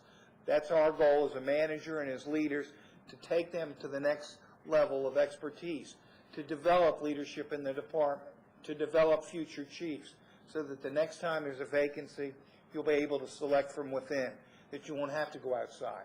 And that's one of my goals, is to develop leadership within the department. It's important that our leaders be developed, and that's our job as sergeants, lieutenants, captains, and as chief. I think the potential is here. I think what they're looking for from us is the support to lead them in that direction, and I think we can do that. We will undertake to develop a 5-year plan. I have provided a plan to the Public Safety Committee, to the manager, and I'm sure we'll be showing you what we've done in the past. I've specifically been involved in 2 strategic plans in Louisville and one in Montgomery County, which some of it is still in use today and some of it has already been successfully completed. It'll be a 5-year plan for the department over the next 5 years, where we will be headed, both in technology, equipment, facilities, everything we need to do, the 5-year plan. We will get input from the community, from the department, from the council. A comprehensive strategic plan involves all the people of our community in developing a plan, and then a plan we bring forward to the manager and to the council for final approval. We'll be working on that over the next year. This plan is important, in my opinion, to have a guideline and know where we're going and how to get there. For you to hold me accountable for this plan to accomplish the goals and objectives that would be in it. It'd be a guideline and a map where we should be and where we're going. Not going from year to year, from one crisis to another. We need a plan, and a plan so that you know where we're headed and how we will get there. The next thing that was brought to my attention was important to establish contacts within our brothers and sisters outside the city. Well, one of the things that I've learned since being back, they didn't forget me, and they've been more than welcoming in meeting with me. I've spent a lot of time with the chief of Montgomery County. Manger has been very helpful, and his staff. We are meeting and working with them. I've spent time with Terry Treshik of Rockville City, Mary Ann Viverette of Gaithersburg, Roy Gordon, and Chevy Chase Village. All have been very helpful in discussing issues that affect the municipalities and affect Montgomery County. We have had a good relationship with the gang unit of Montgomery County. It continues to grow, and we will continue to expound upon that. Unfortunately, as gang activity continues throughout the county, not just in Tacoma Park. And they were very helpful to us over the incident over the weekend. There was another incident recently occurred, which we worked with the county and assisted them on a Saturday night, and they worked very closely with us on that. So the relationships are growing. I feel very comfortable that we will get assistance. One of the goals I have is to be more involved in narcotic enforcement. And I'm meeting with the officials of the Special Investigation Division, where I spent about 14 years of my life, and we're looking to develop a relationship with them. Some of the goals we have is to continue to build on these relationships. One of the examples will be during prom season this year. We will be a part of a task force involving the municipalities in Montgomery County on alcohol enforcement, underage drinking in public. They will assist us down here in Tacoma Park, and we will assist them throughout the county and in other areas as it comes up. This is important to become more a partner with our friends in the county and in the municipalities so that we can improve the work that we're doing. Plus, we're not just doing it alone. We're working with partners, Montgomery County Police, Rockville City Police, Gaithersburg City Police, Chevy Chase Village Police. It gives our officers an opportunity to learn how other departments do it. Free training on the job and working with our partners that surround us. We've had many discussions with D.C., Commander Burton, and Commander Davis in Prince George's County. We'll be doing some joint ventures with D.C. on the line. And I'll go over some of my proposals here in a few minutes that will emphasize what we'll be doing that will involve Prince George's County and D.C. It's important that we continue to work these partnerships. It's important that we get the expertise that's provided. It gives our opportunity to train our people, and plus the resources. When you have 3 or 4 officers from Montgomery County working with 3 or 4 officers, that saves us manpower. It also helps us have more people on an issue when we deal with it. Gangs being an example recently where we've jointly done something. The alcohol initiative in the prom season, which is very important. So these are initiatives that we've undertaken already in response to your concerns that we work closer with our fellow brothers and sisters in Montgomery County and the other departments. And I think we're off on the right course. And we've been welcomed warmly. I think the officers welcome it. One of the things I heard from them is we should be doing more with them, and we are doing that. Some of the initiatives I want to undertake that we can now do since we've moved closer to full strength, and we'll be immediately starting, is a street crimes unit composed of 3 officers who will work in plain clothes to determine street crime and narcotics violation. This unit will also work very closely with the Montgomery County Narcotics Unit. It's important that we have plainclothes officers out at all times, not just on a detail on a string of robberies. This will be a unit that will consistently be on the street when we need them, whether it's for daytime burglary, for street mugging at night, for nighttime burglaries. We will work them. It ties in conjunction with the crime analyst. One of the things that's saddened me as I've gone and met with different commanders and chiefs is their concern we haven't provided them with the information they need in crime analysis. I have to tell you about when I went down to see Commander Burton, because I think he did it deliberately, but he had 7 maps on the wall, and it shows all the crime occurring in D.C., and there's this dark spot. And I'm sitting there looking at it with Ed Corsi, and we're both going, it's not us, is it? I think it is. It's a dark spot. And he looked at me and says, I've done this for a purpose to show you we're not getting the statistics we need to share with you so that we can have a joint approach with some of the crime patterns that are occurring. Prince George's County Commander Davis made a request to me, was it possible to have a crime analyst work with them? One of the first 2 people that have contacted me was the crime analyst unit in Montgomery County, and we are working with them. They're providing information to me and Commander Corsi right now, them in D.C. on information. The crime analyst represents an additional position and expense that I know that you're going to look at very carefully and very scrutinize it. A crime analyst would allow us to work with all the jurisdictions to get data each day and exchange data on a daily basis. It would allow us the opportunity to give you reports in each ward on the series of crimes that are occurring here, whether it's auto theft, theft, burglaries, robberies, narcotics violations, the time of day it's occurring, the day of the week. We'd be able to provide that to you. We'd also be able to provide it to our citizens. One of the biggest things I've heard is the exchange of information. Our citizens want more and more information, as I've learned, more than anywhere I've ever been before. And I think it's important. A crime analyst could help us in that respect. This position would work throughout the city in providing information to everyone, helping us to plan events, helping us to look at traffic, not just crime, but they do a multitude of activities which assist me in chief and managing department. Coming into a budget cycle, I'd be able to provide data which would support if I would come before you with information like to maybe create another position or create a new unit. I would have the data to give you. We can get the data now, but it requires someone going in by hand and pulling it out.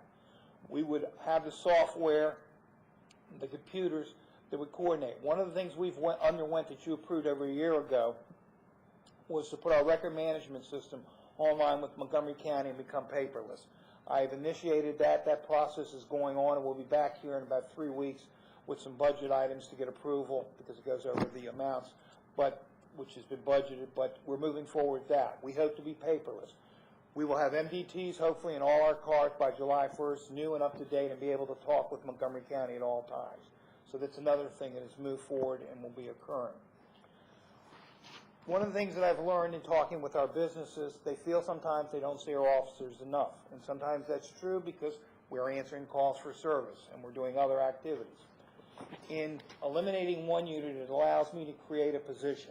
And that position will be known as the Business District Officer. The assignment of an officer to establish closer partnership with our business and owners in Old Town, the Junction, Tacoma Langley, Crossroads, and other small commercial areas in the town. The officer I've selected for this in moving is someone you're very familiar with, Tina Smith. Corporal Smith will take over that job and will be working as liaison, be riding a bike, walking and driving through those areas during the hours that we need her, whether it's 12 to 8, 10 to 6. She'll be working with the permanent officers now been assigned on the D.C. side to work the metro area and along the line in the D.C. area. She will work with that officer. She will work with the Prince George's County officers. This officer will be full-time. That will be her job. That will eliminate some of the issues that come up. Who do I call when there's an issue? Who should I talk to, which our businesses sometimes. She will be working it. She has a relationship already. We just are reassigning her duties more specific to the business district, which I think is important. We have brought back the bicycle unit. It has not been in service for 3 years. We are in the process of training officers now, retraining the officers that used to, and getting the equipment. The $12,000 grant that we just got through Mary's Capable work with the state will help us buy some equipment and clothe our units so they'll be able to wear uniforms they need to ride the bikes. But that'll be paid for by grant. Are you going to be able to flatten the hills out a little? No. It's important in doing our community policing, these initiatives, that the role of the patrol division is recognized. Those officers will be assigned to permanent beats with an emphasis on becoming problem solvers. I had a meeting this morning, since we were presenting this tonight, with my patrol sergeants. And as I told them, you are the backbone of the department. You will make or break these initiatives. Your supervision. One of the problems we've had in the department is we've asked our patrol sergeants to take on additional duties. My feeling is with freeing up my managers and leaders from some other administrative tasks, we'll let our sergeants concentrate on supervising on a daily basis our patrol officers, knowing what's happening out in the street and trying to solve some of the problems, identifying problems where they need resources to solve those problems, and that will be their job. And they have committed to work with me in this regard to improve the service patrol provides. Obviously, our patrol division, our communication division, the two divisions our residents see all the time. And it's important that the service, that they see a face. I want them to get out of the car, and I call it my walk and talk program. Walk and talk to our residents.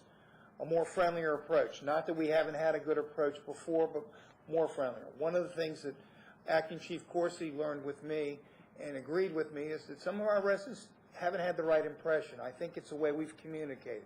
I think we have a good force. I feel very fortunate to command a group of people that are here tonight just to hear about what we're doing, their activities, and wanting to be involved in how we're changing the department. I think it's important that we give them the support and that they realize some of the things the citizens are saying. I'm giving them that feedback. It's important they know that not just when things are wrong and when things are right, and that's what we're trying to do. Some of the others, we'll have probably one officer also freed up for a community service officer. That officer is going to coordinate some new programs I want to get started. Citizens Academy, Youth Academy, a Youth Advisory Board, Business Watch. Look at our Neighborhood Watch programs and see how they're working and how we can improve upon them. Is that the right way to go? But someone more involved with some initiatives, I want to be more proactive and get our citizens. We're looking at a volunteer program. I don't know if it will happen this year, but I want to start laying the groundwork as I did in other jurisdictions. It's not something that starts overnight. You lay the groundwork and then bring the community in. Full staffing in the department is obviously the critical element to this in keeping the positions we have. As I've said and outlined here is the effort we've made to fill those positions, and will continue to do so.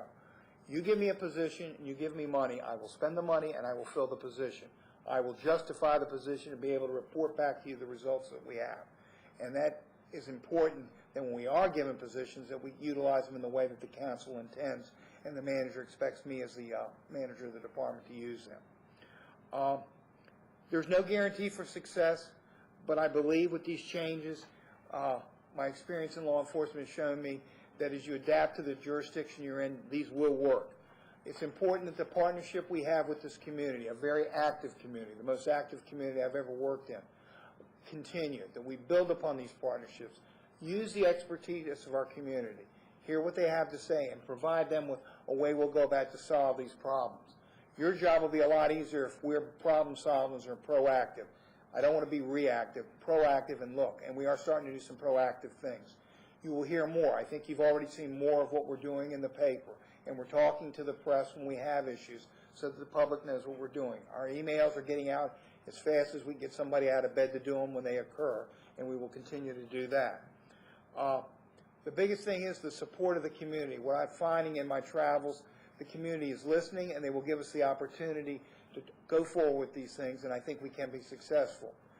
The key to any department is the personnel, and I consider myself very fortunate in just the short 48 days, what a good group of people I've inherited. I think they are striving to do the best they can. As a leader and as a manager, I want to give them the opportunity to go a step higher and to meet the expectations I believe I've learned in talking with all of you.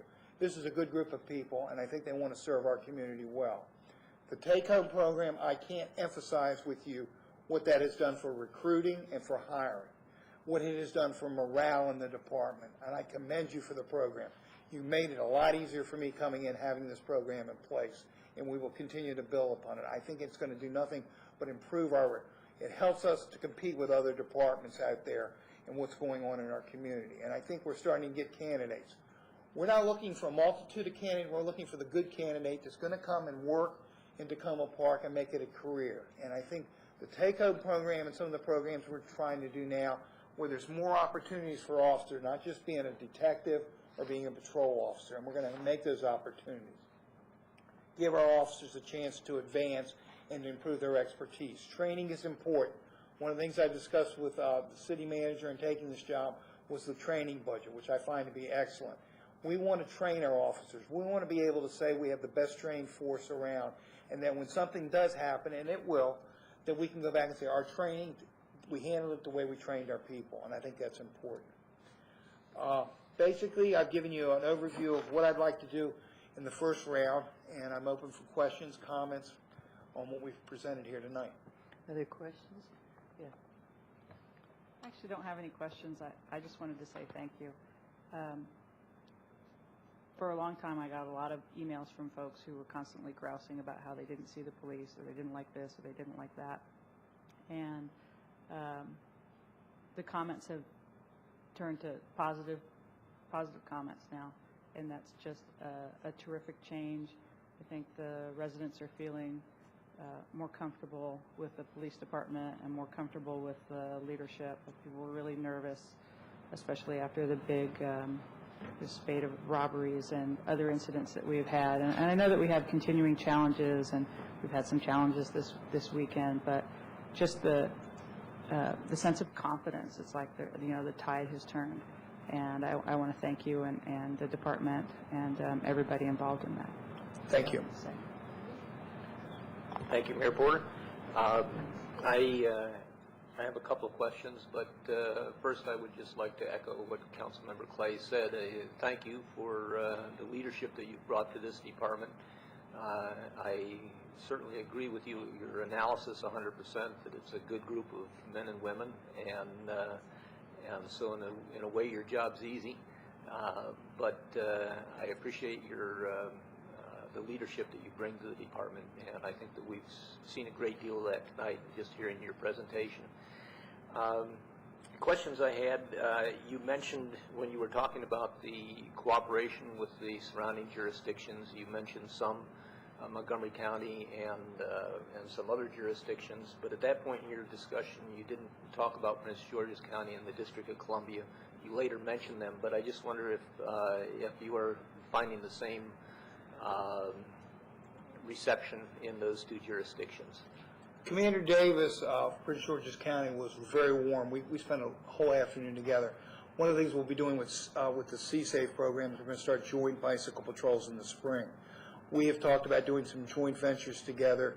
He has some major issues over there on his side. You've read recently about the nightclubs, the 5 nightclubs.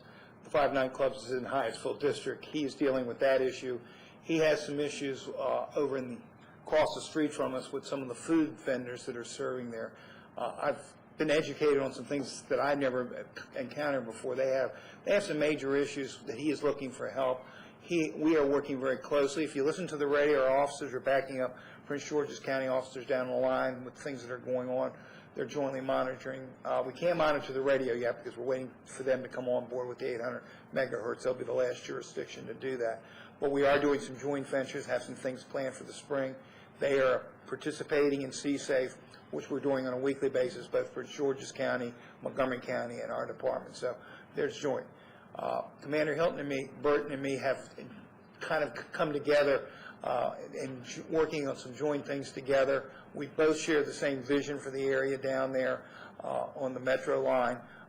We are going to be doing the joint walking patrols with Tina. She'll be working with the officer. He is assigned an officer, as I have down there. We had discussed it in putting my proposal together, how important it would be for 2 officers that could work together down there during certain hours. That will be a reality. So the relationship there is just as good as it is with the other jurisdictions. We're on first-name basis. We both have our numbers, so we can pick it up at any time. Feel very comfortable with both of them, especially Langley Park area is an area that we're going to be talking about a lot over the next couple of years. And I need to prepare you that there's problems facing us down there, serious problems. It is a big concern for me from a safety point for our citizens and for our officers. And I've had the opportunity firsthand to be down there and watch our officers in action to assist them. We're going to have to deal with some issues down there. So our relationship with Prince George's County is important. I did leave out one department. Metro has attended several meetings. Polly Hansen, who was assistant chief when I left, remembered me, came up and says, we'll work together now, and I look forward to giving you any assistance you need down on the Metro line. And so we have their support also. So we're working very closely, and we're not going to be able to do it by ourselves. We need help. And help is from our fellow officers in the different jurisdictions. It's from our citizens. And I'll continue to emphasize, our citizens have to get involved with calling the police. Our citizens have to look where their kids are at night, watching our juveniles, making sure they know what activities they're involved in. It's so important. So it's a community effort to solve these problems. You mentioned the problem of not being able to communicate with Prince George's County. When we switched over to the 800 megahertz radios, I don't think we threw all the old radios out. I would hope we didn't. Wouldn't it be possible to use some of the old radios, at least in the dispatcher's office, so that we could stay in communication with Prince George's County? You guys got to correct me if I'm wrong. Isn't it possible for us to actually be plugged into them in a crisis situation? Right. In an emergency situation, we can actually, the 2 communication centers can come together and plug so we can talk to each other. It's not as good as having it on the 800 megahertz. Right, I'm not sure that that happens as efficiently as we would like to see it happen during an incident, though.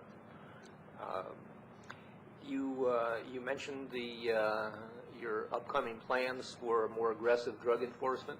I would just like you to take this opportunity to let the community know again that that is going to be taking place, and that maybe Tacoma Park is not a good place to be selling drugs. I think if people will see some things, I'm not going to give away any of my trade secrets, but we have some things that are underway, and I think you'll see some results quicker than anyone imagines. Just real quickly, I wanted to see if the crime analyst, if you were thinking of the crime analyst also being your PIO. That would be a possibility. The PIO position, I've got, in most departments I've been in this size, you don't have a PIO. It's important that we get the messages out. What I have done in other departments, myself and my staff have worked together in getting them out. My executive assistant, which is the one that puts them out, the only time you really have a problem is there has to be somebody available on the weekends and holidays and things like that, and I have been able to do that. We're basically right now, it'll depend on who I hire, and the crime analyst would obviously play a role in getting that information out because all the information comes through the crime analyst. So it'd be something I'd be examining. The PIO, where it's going to land when it's all said and done, I don't see it as a full-time job, but I do see it as a part of one of the many jobs that we have, and it can be done. So I'm still looking at that. I really don't have a definitive answer for you, Council. Okay. And two personnel-related questions or comments. One is on the business officer. We certainly love Corporal Smith in Ward 4, and we'll be sorry to see her concentrating more in the Old Town area or with the businesses. No, all the areas. I got to emphasize, not just Old Town, the Junction, the Crossroads, some of the small areas. She works very well also in the senior buildings, and I know that they will miss her dearly. No, I will tell you that she had one request in taking this assignment from me, that she could keep her 2 senior buildings, and I'm going to allow her to do that. I think it's important continuity there. It won't take away from what she's doing. But I'm having trouble finding anything I disagree with you on. Then let me just also ask on Officer McLean. I'm really sorry to hear that he's taking a disability retirement. Non-service disability. Is he going to continue in any capacity with the city? Not at this point, no. That's disappointing. He's a fine man. Thank you. Yeah, I just want to echo what my colleague said. The quick sense that there's a new kid in town has taken hold very rapidly, and I've seen it with members of the department who I've come in contact with, who either ones that I've known for a long time or ones who I haven't known, and I've seen some, particularly in Old Town on the street, talk to them and had the sense that they see the same change and they welcome it. And I know that I've had the unaccustomed experience that I've actually had some feedback from some residents that, oh, this is too much information. And that has never been the case before. So I'm encouraged with everything that you've presented and the evidence of what I've seen so far, the changes that have taken place, and the real sense of energy of moving forward to make changes and get some things accomplished, and I'm very hopeful. Thank you. Thanks. I have a couple questions. One thing I'm noticing is that the Safe Tacoma initiative doesn't seem to have any particular program description anymore.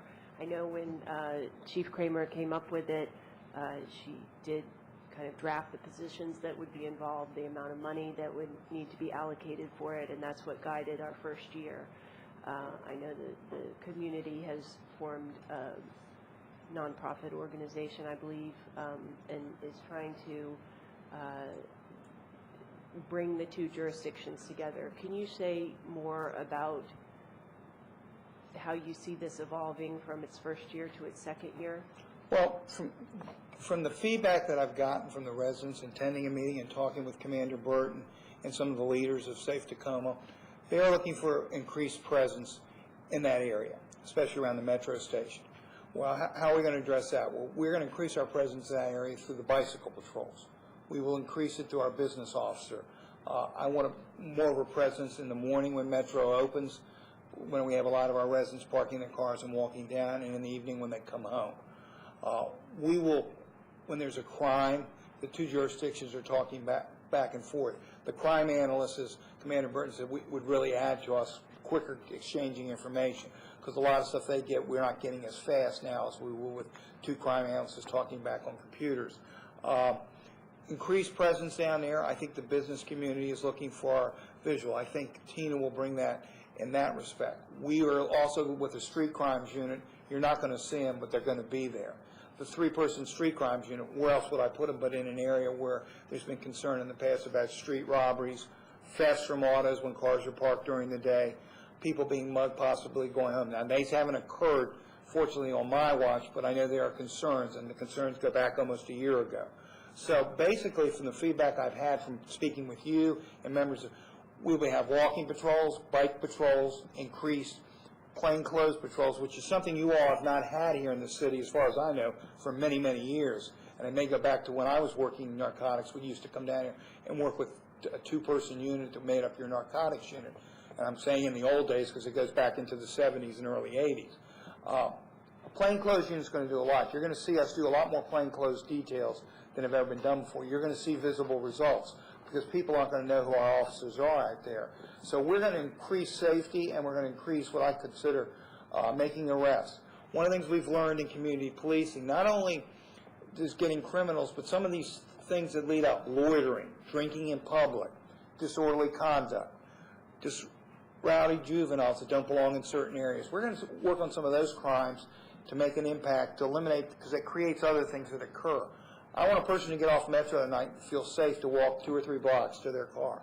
So ultimately, I think that's the goals of Safe Tacoma, and I think what we will do is be addressing it through the initiatives. We're working very closely with the commander and the 4th District. So I believe I am going to be able to address them, and I think you'll see some visible results as we get more into the initiatives, which will be starting over the next few weeks. I like a lot of the ideas that you put forward, both in your memo and in your presentation, and I appreciate the focus that you have brought to this in just a few short weeks. I agree with the business district focus, the customer service emphasis, and I'd really like to see, I know we do have great people working for the city, I'd like to see that each interaction our employees have with the public impresses them. That's what I hear you saying you're shooting for. So I really appreciate that. Another thing I want to commend you for, and actually this did start before you arrived, but Officer John, being the email correspondent, has been terrific. The community gets information much quicker than it used to. It's much more thorough. It's the little things and the big things. And I think it gives certainly me as a council member the tools I need to be able to field questions people bring to me, as well as it gives people the very real sense that on day in, day out, the police are on top of these things. Nothing's going unnoticed.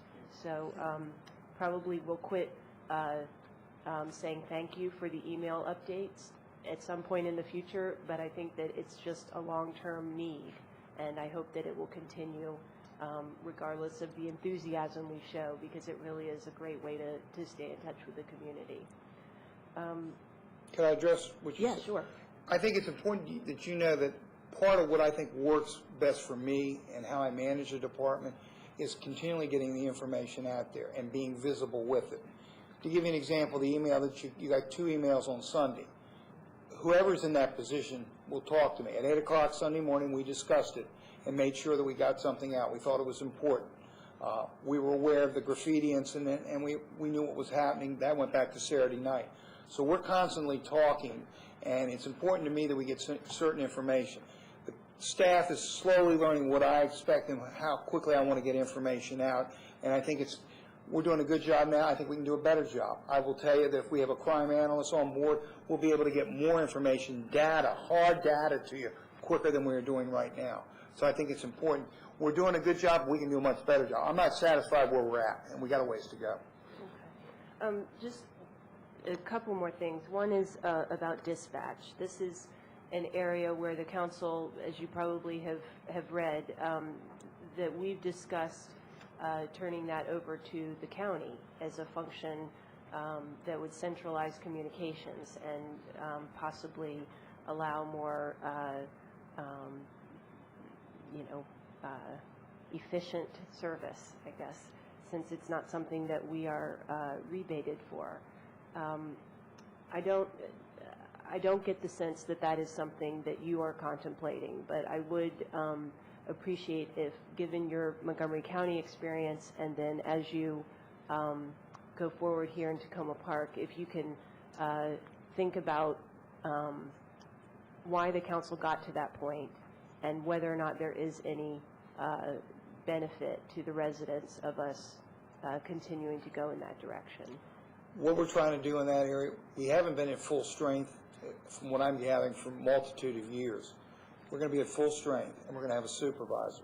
I have discussed it with Chief Manger, and I've talked to Deputy Chief Tracy about it. They're not in any mood to welcome us into the fold, so to speak, because it would obviously cost them to bring more. But what I want to do is be able to evaluate what we do with a fully staffed, full-service communication and report back to you on it. And I will continue my talks, which have already started with Montgomery County, about it. At this point, the impression I get from the Montgomery County officials, from chief on down, they're full, their hands are tied, and they're not looking to request any more positions. Their emphasis right now is filling his sworn positions, which is a major emphasis in their department. But no, it's the city manager has tasked me, along with looking at the rebate, to continue to address that issue. And what I want to do is get it staffed, get it supervised, and see if the service improves. My concern, and I walk into the door with this concern, is a small communications section works a lot better than a bigger one. And I know you've had issues with our dispatchers in the past, but we're working towards improving that customer service, hiring people that want to be there and will adopt our philosophy. And if our philosophy is not adopted, we're going to make some changes in there. So we are studying how to improve it, but also whether Montgomery County could take it over. So those talks are ongoing, and I've already had 2 big discussions on it. Okay, that's very good to know. I want to also commend the traffic stops. I think that's a terrific direction that I believe Chief Kramer started things in, and the community-oriented policing unit. But I think you're continuing that, and it's the right visibility. It's getting results. I like what I've seen through that. The one caution I would give is residents in this near-in neighborhood, since we are, Ward 1 is right here around the police department,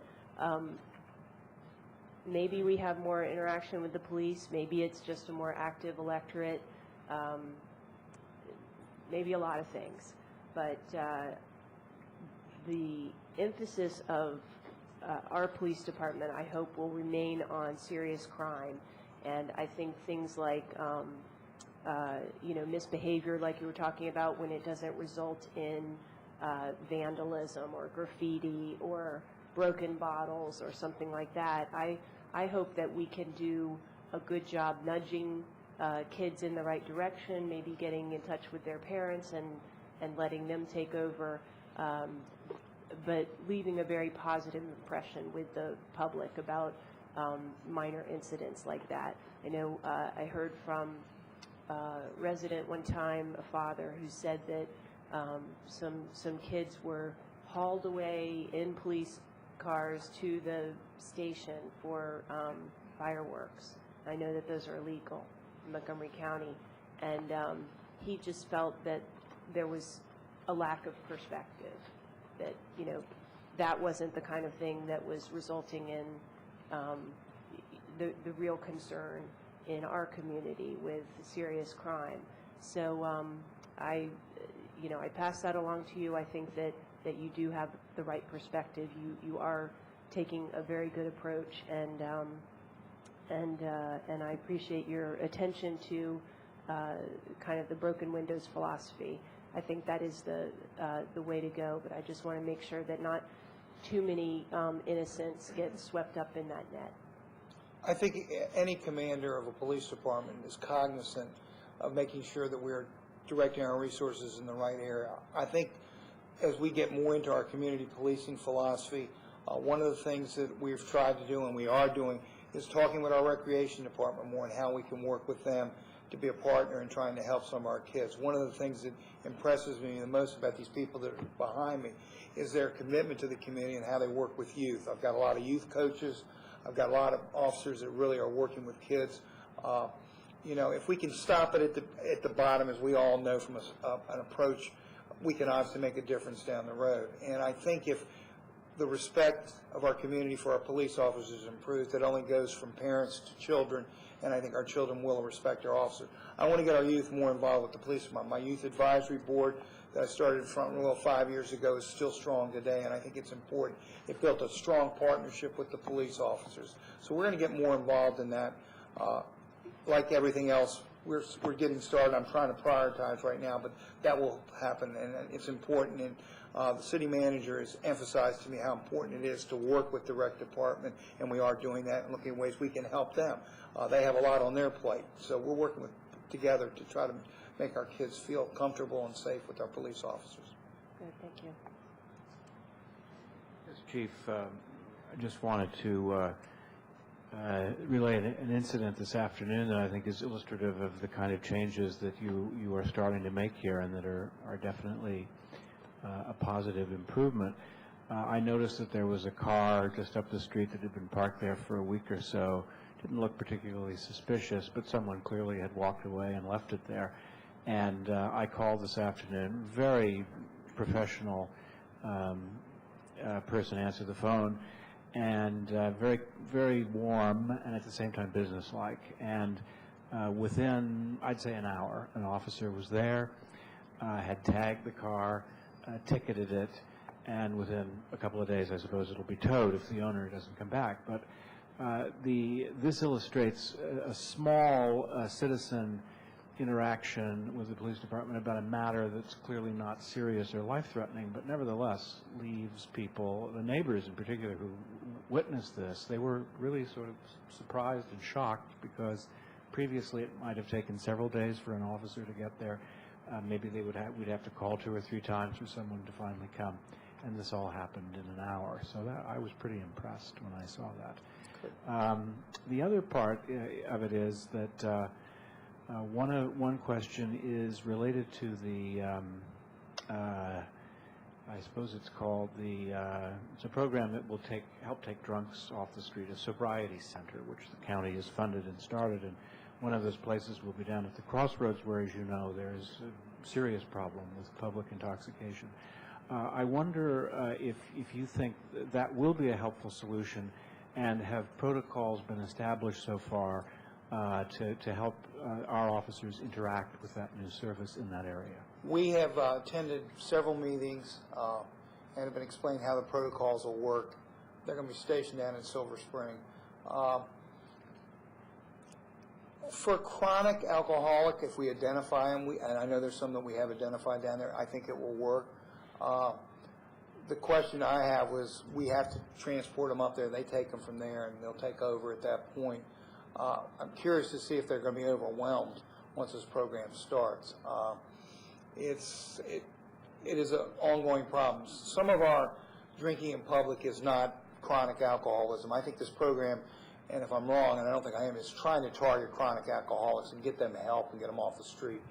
Where we seem to run into problems is with people who like to celebrate Friday and Saturday night. The biggest problem is not so much Friday and Saturday night as the ones that during the day that don't get a job, that are hanging out there, that are drinking, and then as they continue to drink, become disorderly and cause problems for the businesses. It sends a bad image to people coming up. If you pull in a shopping center, there's 5 people standing there, and they look like they've been drinking. You're not going to get out of your car and do business. That's why we're continually moving them out.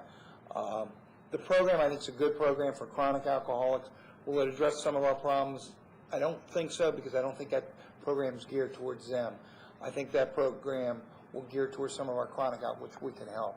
but we are a part of it and are working with it and have protocols in place for that. Another question, I think was something that I read, was the practices of hot pursuits within different jurisdictions, that there may have been in the past, and it may not be true now, there's some restrictions in where police could actually go in pursuing someone. What is your sense of the protocols that exist now between the departments in terms of our police officers being able to pursue others into other jurisdictions, theirs into ours, and so forth? We can pursue in other jurisdictions. We've had one pursuit in the first 48 days. It was for stolen auto, which is a felony. When the pursuit started, I was notified and monitored with the officers. When the stolen car hit another car, we cut the pursuit off at that point.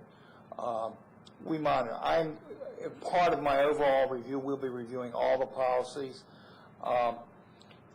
You have to be careful in pursuit policies. Most pursuits end in crashes. That's a given. Most pursuits end with people being hurt, especially our police officers and innocent citizens. I've had the unfortunate experience of seeing innocent people killed in police pursuits. So I believe in a very strong policy, which I believe we have, which meets CALEA standards, but we may strengthen up. But the one thing, we're in a unique position here, which is one of the challenges, and one of the challenges for me in taking this job is that we've got 3 different boundaries we're dealing with. And we're not going to let Tacoma Park become a haven because they can jump across the line and go back. I'm not going to let that. My initiatives are to let people come into our nest and they think they're going to get away with it. We're going to keep them in the nest here and arrest them. I think it's important that people know this is not a place to come and rob. It's not a place to burglarize or to street rob our folks. And I think some of the initiatives we're doing is going to prevent that. And I think it's important that our officers have the tools to do that. We will not pursue where it's going to cost for lives. And our supervisors have an awesome responsibility there. And they're expected. The one pursuit we have, I listened to it. The sergeant did everything he was expected to do during the pursuit. We continue to look at ways. We critiqued it when it was over. As a new chief, I had a lot of questions about it, and we'll continue to question, but we're looking at our pursuit policy. Use of force. Every one of our use of force incidents are reviewed, so we're looking at that. Is our policy strong enough? I think we have a good policy. I think this department believes firmly in obeying the law. I know there's some incidents that occurred before I got here, but I bring to your attention that it was our officers that reported it. The blue code of silence didn't stand in the way of, we are expected to obey the law, and I expect those officers. And I feel very confident the rules are in place, but we are looking at the rules. Is there anything we need to do to strengthen it? But my concern right now is I think there may have been a feeling among the criminal element. We can jump into Tacoma Park and run into D.C. We're not going to allow that to happen. And then finally, Chief, and thanks for that response. And this is related more towards the communications environment and the customer service that you mentioned. And this, again, is not for the terribly serious crimes, but for things that might be related to disturbing of the peace, or someone, one of the neighbors may hear something at night and call the police come. And this has occurred a number of times over the past several years where they will then call me and they'll say, what happened? I didn't see it in the paper. It was really unsettling. We really didn't know what happened, but we thought it might be something bad, but we never heard back. Is there a way, or is this part of your approach, where things that are not a capital crime, not a burglary, not massive graffiti, but just the sort of crashing in the night, or something that disturbs a neighbor and makes them want to call, and in fact do call, is there a way of getting back to those people within a certain amount of time and just letting them know what police action was taken? Really, when they call in, all they have to do is say, I'd like to see a police officer after they take care of the complaint, which has been the way we've done business in policing for years. I think we got away from that because a lot of people did not want to, people are afraid that whoever they called on are going to retaliate. One of the things that we have done in the past, when I worked in Montgomery County, a lot of people would call in about their crime. They would talk to their crime analysts, would tell them who's investigating it, where we are, is it a pattern of crimes that's occurring. Anytime someone gets something robbed, they wonder, am I the only one that got robbed that night? Or am I the only one that got vandalized? And that's one of the facts that we can, pieces of information we can get at. But if a citizen, what I would ask all of you to do is if they call in and want to know what happens, make sure you tell the communicator, I'd like to see an officer when they can finish the complaint. If they want to see an officer, we're going to see him. Now, some of the complaints that you're mentioning are minor, and on the scale, maybe it may take a while, but we are going to answer that call and get there, and we can see the complainant at the time. Or if the complainant wants to be called back later, we'll make sure someone calls them back and tells them what happened. Yeah, I think that would be a very valuable thing to publicize through the newsletter or, emails and so forth, and just let people know that that is the practice now. Well, I think one of the things that we need to do, and in hearing some of the things I've heard over the last few weeks, is to talk to the public, put something out there about when you call communications. One of the questions I've been asked more than probably any question, when should I call 911? When do I call the non-emergency number? And I think we need to educate the public a little bit better on that. And if they want to see an officer, they need to tell them, or if they want to be anonymous. It goes both ways. A lot more people, we find these days, unfortunately, because they're afraid, want to be anonymous. But if they want to be seen or called back, we can make sure that happens. And I think on the weekends, if you call the non-emergency number, at least in the past, I've gotten a recording, making me then want to call the 911 number and precede that by saying, this isn't an emergency, but I can't. A recording? It seemed like it, yeah. On Saturdays and Sundays? No? You're calling it? No. There's somebody will answer the... Sorry? We have somebody with there's no recording in our communication. Even on the weekend, yes, sir. If you dial the yeah, 911. We're 24-hour. Wrong number. Yeah, maybe I did. Yeah, because one time I did. Well, it was a long time ago. I mean, it was some months ago. There's voicemail on different phones, but not in communications. Okay. You call that number. If you ever call it again and you've called that number, call me and let me know because there's something wrong with our system. Well, I want to repeat what the other council members have said because I think they've done a really good job of highlighting the really positive things that I think that you've put in place. We look forward to hearing how well they work out. I'm very appreciative of your setting very clear goals because then that helps the staff. I'm really impressed with your leadership, your ability to listen, your ability to support your staff because I think the only way in a small police department like ours, you're going to get retention, get people to stay, get good people to come, is by having staff that when they talk to somebody, they say, this is a great place to work. That's what you need. And I really appreciate your emphasis on developing staff. I think that's really crucial, especially through training and exchanging of ideas and things to try. And finally, the whole communication with the community and involvement with the community. I think these are really, really essential. Thoroughly support them. And I'm, in particular, very glad to hear that you've, maybe I wasn't the only one who raised these issues, moved to a permanent beat orientation, to a problem solver kind of orientation, out of the car, walk and talk to the residents. I just think those are really crucial both for the community and for the officers themselves because they will get to know really well where the hot spots are and which part of the communities they need to talk to, work on, emphasize. I think your emphasis on coordinating with the neighboring jurisdictions is just so crucial.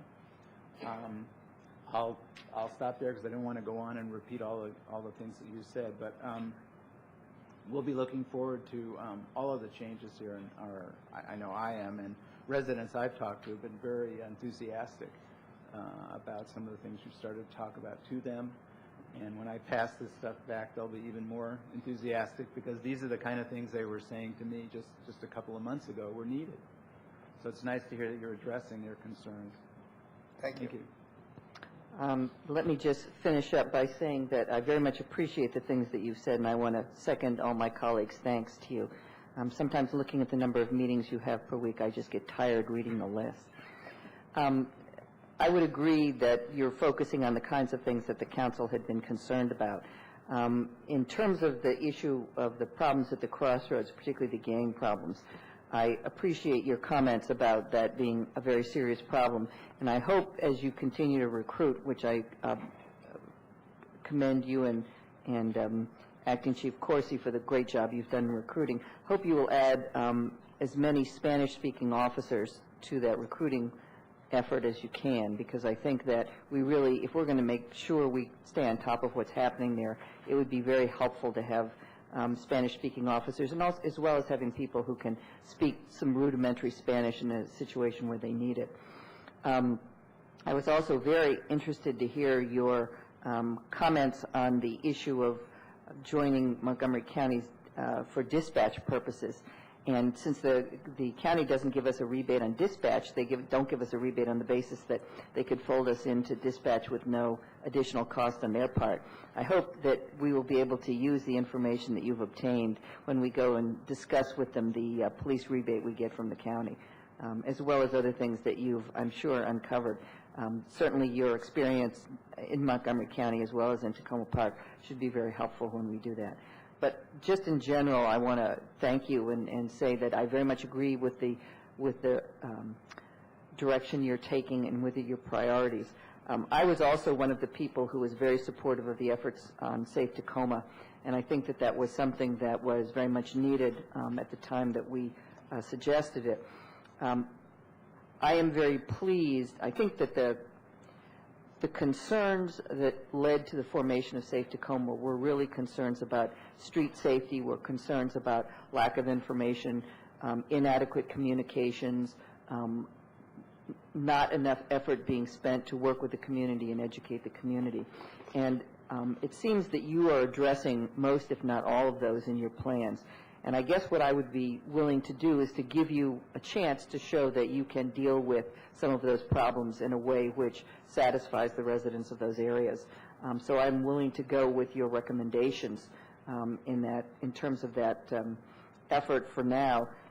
Safe Tacoma, the private group may very well continue on to add something to those efforts that both we and the District of Columbia are now doing. But I think that you have focused on the right kinds of things to address some of those concerns. And so I'm very pleased at the direction you're going, and I appreciate it. Thank you. Thank you. Mayor Porter? Yes. May I just ask one more question? You've gotten a free pass tonight. You've had a lot of positive feedback on your presentation. You've had some great answers. People have been very supportive. But I have a difficult question for you. Are you responsible for paying the heat bill in this place? No, I think somebody tried to jinx me coming in here tonight, because I'm freezing. Freezing in here. I think that's the problem with having computer-directed climate controls.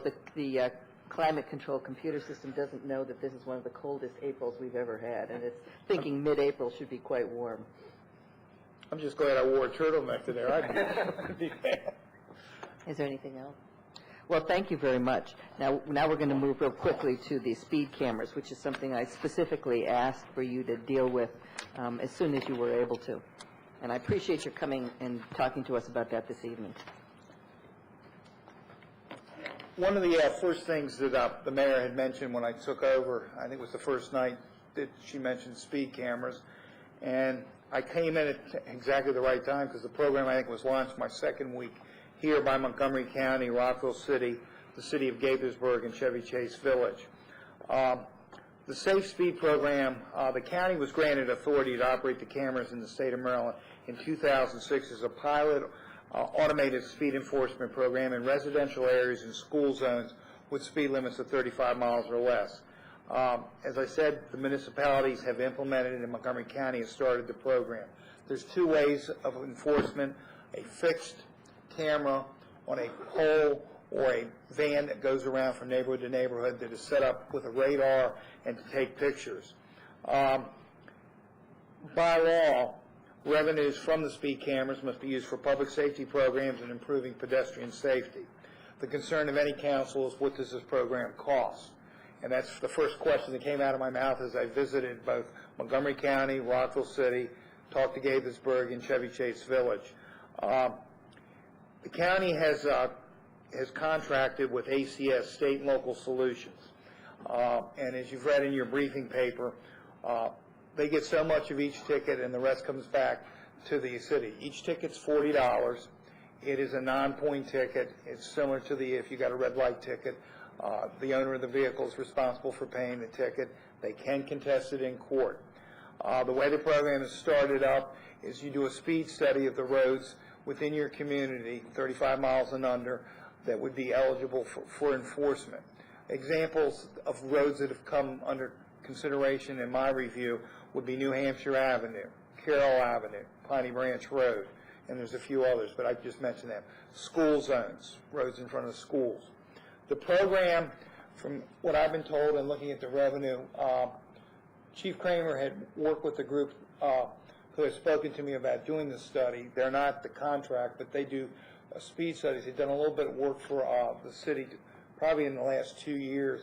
And looking at the numbers that I just got tonight and had shared with the city manager, it appears to me, just on New Hampshire Avenue alone, that we could be very, it's kind of scary to look at the numbers. I looked at the numbers for Connecticut Avenue, Chevy Chase Village, and it is amazing how many cars are 15 miles above the speed limit coming into Montgomery County and going out both in morning and evening rush hours.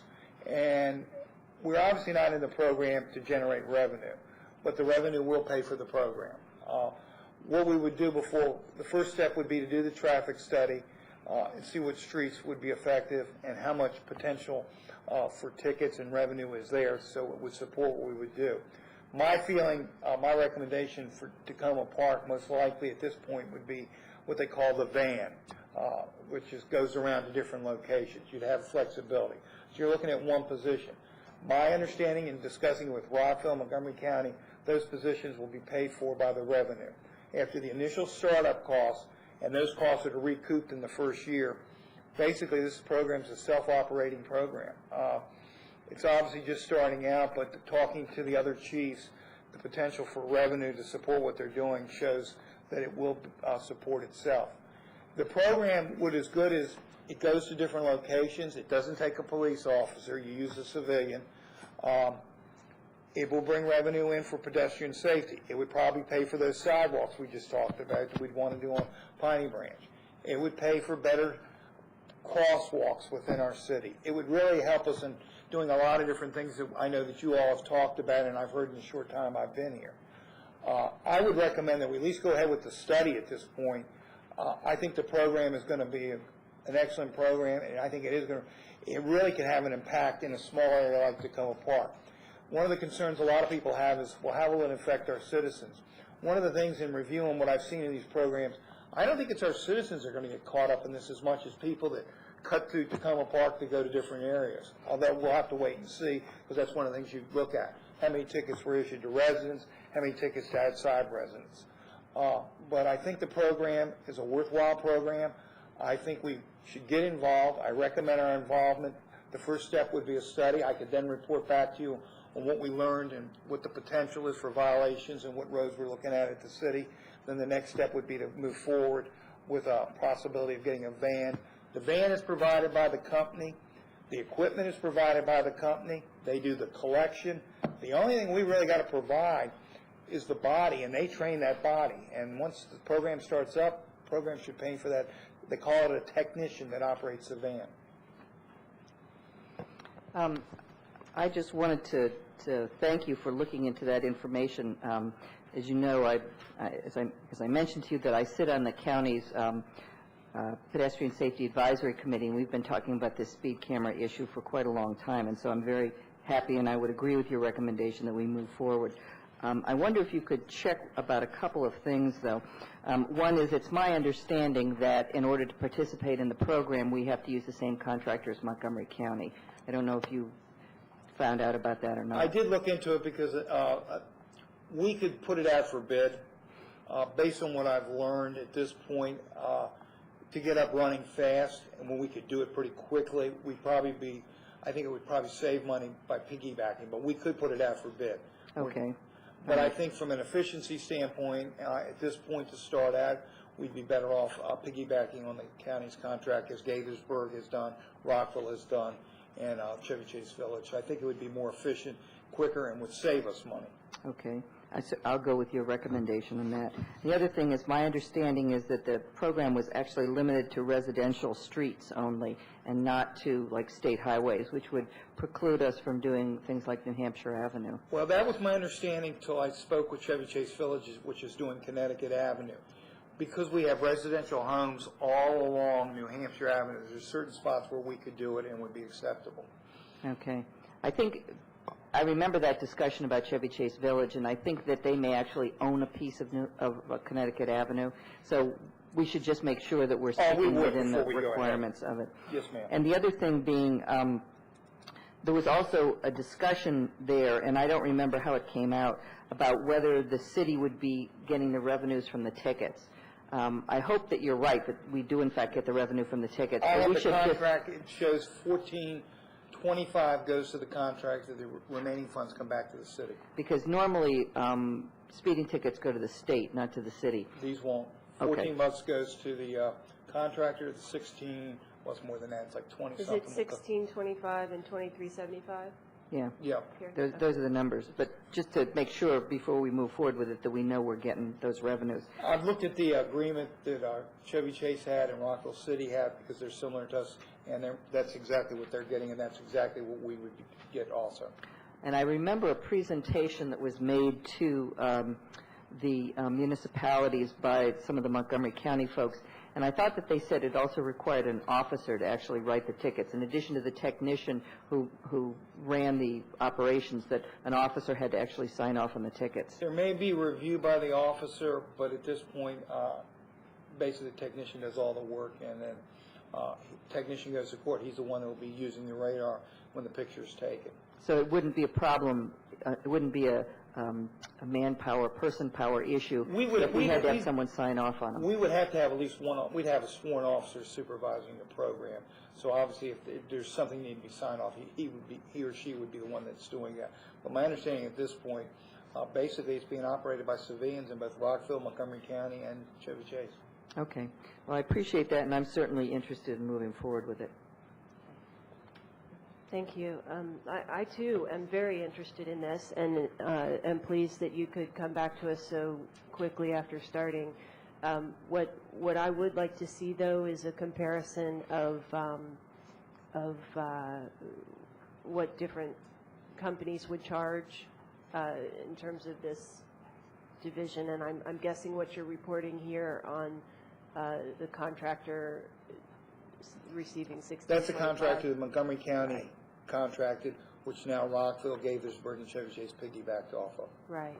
I'd like to see us make sure that is the best deal that we can get. Okay. I don't want to assume that it is. And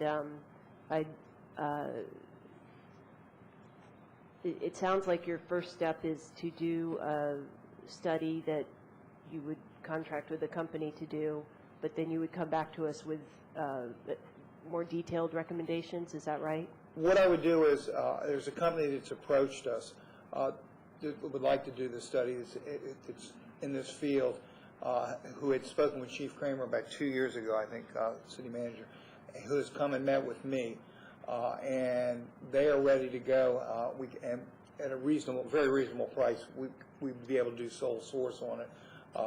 And we'd go out and we'd do different streets, and then I would bring you back. They do a detailed report which show you the violations during rush hour traffic. We need to know how much traffic during rush hours, in front of schools, and they will give you average speeds, average violations, how many violations for 10 over, 15 over, and above 15.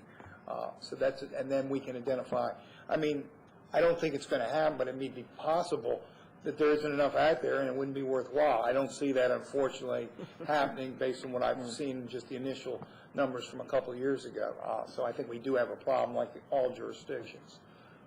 But I would report back and show you what we've got, and then the next step would be whether you want to put it out on contract or piggyback on the county. Thank you. This is so exciting. You know, a couple of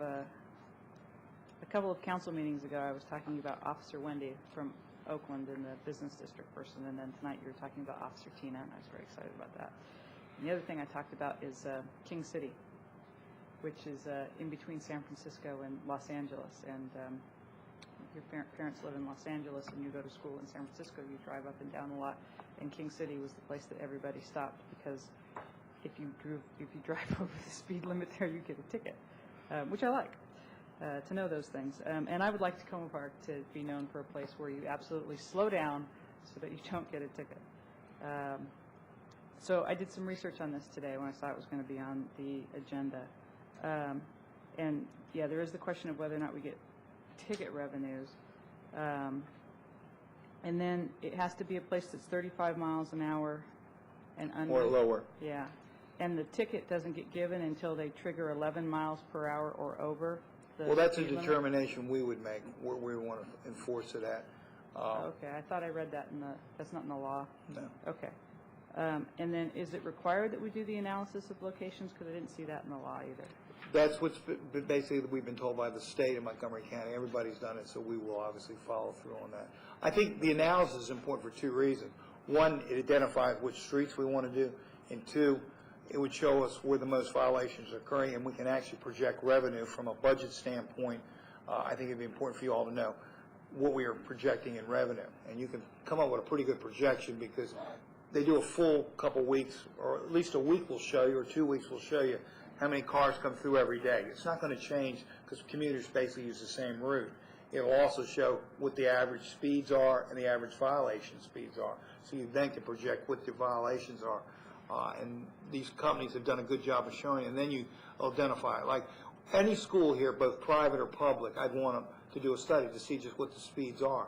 The avenues that I get the most complaints on that you are probably more familiar with than I am at this point, although I think I've learned which ones they are, we'd want to do an analysis, Piney Branch being one, which I see as probably one of the best streets. But even coming down Philadelphia, there's a whole stretch here where people come flying down. Philadelphia. There's a lot of streets we'd want to look at within the community and determine where we want to put this. If we went with the van approach as opposed to the fixed pole approach, then we can move it around. And, you know, let's say for some reason they're using a new street as a cut-through. We'd send him over there, he or she over there for a week and see what they come up with. And, you know, we go from there. I also saw that it requires that you take a photo of the back of the car. Correct. Okay. That's going to make it difficult in some places. Like, you know, Ethan Allen is an area between New Hampshire and the junction where people get up to speed as well, but there's no parking along the side and there's no right-of-way. It's difficult. I think it'd be difficult. There's going to be some streets we're going to have. One of the things that we discussed in staff is there's streets here that would be difficult for us to do it. That's when you know, if it's really a major problem, then you look at the fixed pole. I mean, you put it in and it's there, and it will stay there. You know, they maintain those poles. I think the only thing we have to do is dig the hole, and I think they provide the concrete and everything else. But this company, in reviewing the Montgomery County contract, coming back to what you said, Mayor, and Ms. Lane, the Montgomery County contract, I thought, was one of the most detailed and asked for more than and I'm one that had worked in Montgomery County. I've never seen a contract that required so much, because they want this program to succeed, as do the municipalities, because it obviously is going to reduce speeding, and then there is some, obviously, revenue. Any program that supports itself is obviously a program in government we want. So it has a lot going for it, but it requires a lot of different things to take place. So it's a very thorough contract in what it requires. Where it says the streets chosen must meet the standards set by the state of Maryland, that's just the 35 miles an hour and under. Correct. Okay. And it has to be in a resident, or you've got to show that it's a residential area. That's where Connecticut Avenue was debated. And I've discussed that, but they are going forward with it because the poles are in the ground and they'll be starting up. What's the speed limit on New Hampshire and the part of New Hampshire that we control between University and 35. East-West Highway? 35. 35. Yeah. Okay. And then red light cameras too, are they included in this? No. No. Okay. That's a different program. So I guess the other thing that I would want to say, I was kind of reading about how people have implemented this all over the place, and one of the things that they said was that it was imperative to have a warning period. It was imperative to let your residents know what you were doing. And the other interesting thing they said was that when they did the enforcement around school areas, 80% of the people that they ticketed lived within a mile of the school, and it was actually parents. And so school sites were an important place to let parents know that that was going to happen. And sometimes just the education process itself created a reduction in speeding. What I can get for you all, with city manager's permission, is a copy of the contract. I've got a copy of Montgomery County's contract, which will answer a lot of the questions that have been here. The education program, it's like 30 days of warning. There's a website where it shows where their enforcement is. You couldn't give more information out. If you get caught, it's because you haven't read the paper, you haven't been on a website, and I would imagine after the enforcement starts here, which is probably in the next week or two, keep in mind, we will learn from some of the mistakes they may make or how it's going to work. There's going to be a lot of unhappy people in some of these areas because of the numbers I've looked at, especially I looked at the numbers for Rockville and for Chevy Chase, and I'm just amazed at the possibilities there. Yeah, and I don't have empathy for people who speed in front of the schools, but I did hear what the other jurisdictions were saying about really developing strong buy-in from your community, and that was the way to go about it. Let me just follow up, if I can, on a couple of things that Councilmember Clay mentioned. This program that's going on in Montgomery County is actually, it obtained permission from the state as a demonstration project. The reason for all the studies and all the data collection that we would have to do and everything else is because this is supposed to be a demonstration project. That's how it passed the state legislature last year. And all of these things are attached to it to calm the fears of some of the legislators for other parts of the state who were afraid that communities were going to do untoward things in order to get more revenues. And I also want to say that even though I support this, I don't support it primarily as a revenue raising. I think its main importance is to try and reduce speeds in our residential areas. I'm happy to hear that you think it's going to pay for itself, but I think it's important just for the speed issues. And one of the things that surprised me hearing from some of the other municipal officials is that even when they advertised, heavily advertised, where the speed cameras were going to be, it didn't slow people down. And, you know, they have also apparently have found some people who have gotten more than one ticket from these speed cameras. Even having gotten a ticket, they nonetheless continue to speed. So maybe we might have the same experience, but the reason that they make money is not because people are being snuck up on and this is all this stealth technology. It's because people seem to be very resistant to slowing down. Yeah, Terry? Thank you, Mayor Porter. Just a couple quick comments. One is on the contractor. I think it would be nice when you come back to give us, be able to give us some feedback on what other communities have experienced with that same contractor, not just Montgomery County, but a little bit of their history, whether it's a good outfit to work with. I appreciate your going ahead with the analysis so that we have more information. I think that's always important in making decisions up here. As part of that, I think one of the things that would also be nice to see is maybe some LiDAR enforcement in the school zones now, even though we don't have automated machines to do it. It would be nice to see our officers out there with radar or LiDAR some of the school mornings to at least see what people are doing now through our school zones. And then I'll just tell you that right now my bias is when you come back is towards the fixed locations, because I think we could do some cherry picking with fixed poles and get some experience with the whole process before we make the, it's going to require less administration and less of a commitment on the city's part than a van will. And so my preference at this point would be just doing the cherry picking along New Hampshire Avenue and Piney Branch Road and Philadelphia Avenue, some of the major thoroughfares through the city until we get some experience with it. Thank you. And with the Councilmember Clay's point about some of the places being difficult to position if we went to the mobile unit, I don't know if there's any difficulty in this instance, but I know in past circumstances, like with the speed trailer and just setting up radar, I know that there are any number of residents who are more than happy to offer up their property as a place to put something. And I know that there's been experience, some of that on Carroll Avenue, and I know that's where people would be more than happy to provide that. Are there any other questions? My sense is that the council wants to go forward with the first part of this, which is the analysis of the streets, and then have the chief come back to us based on that with his recommendation for proceeding.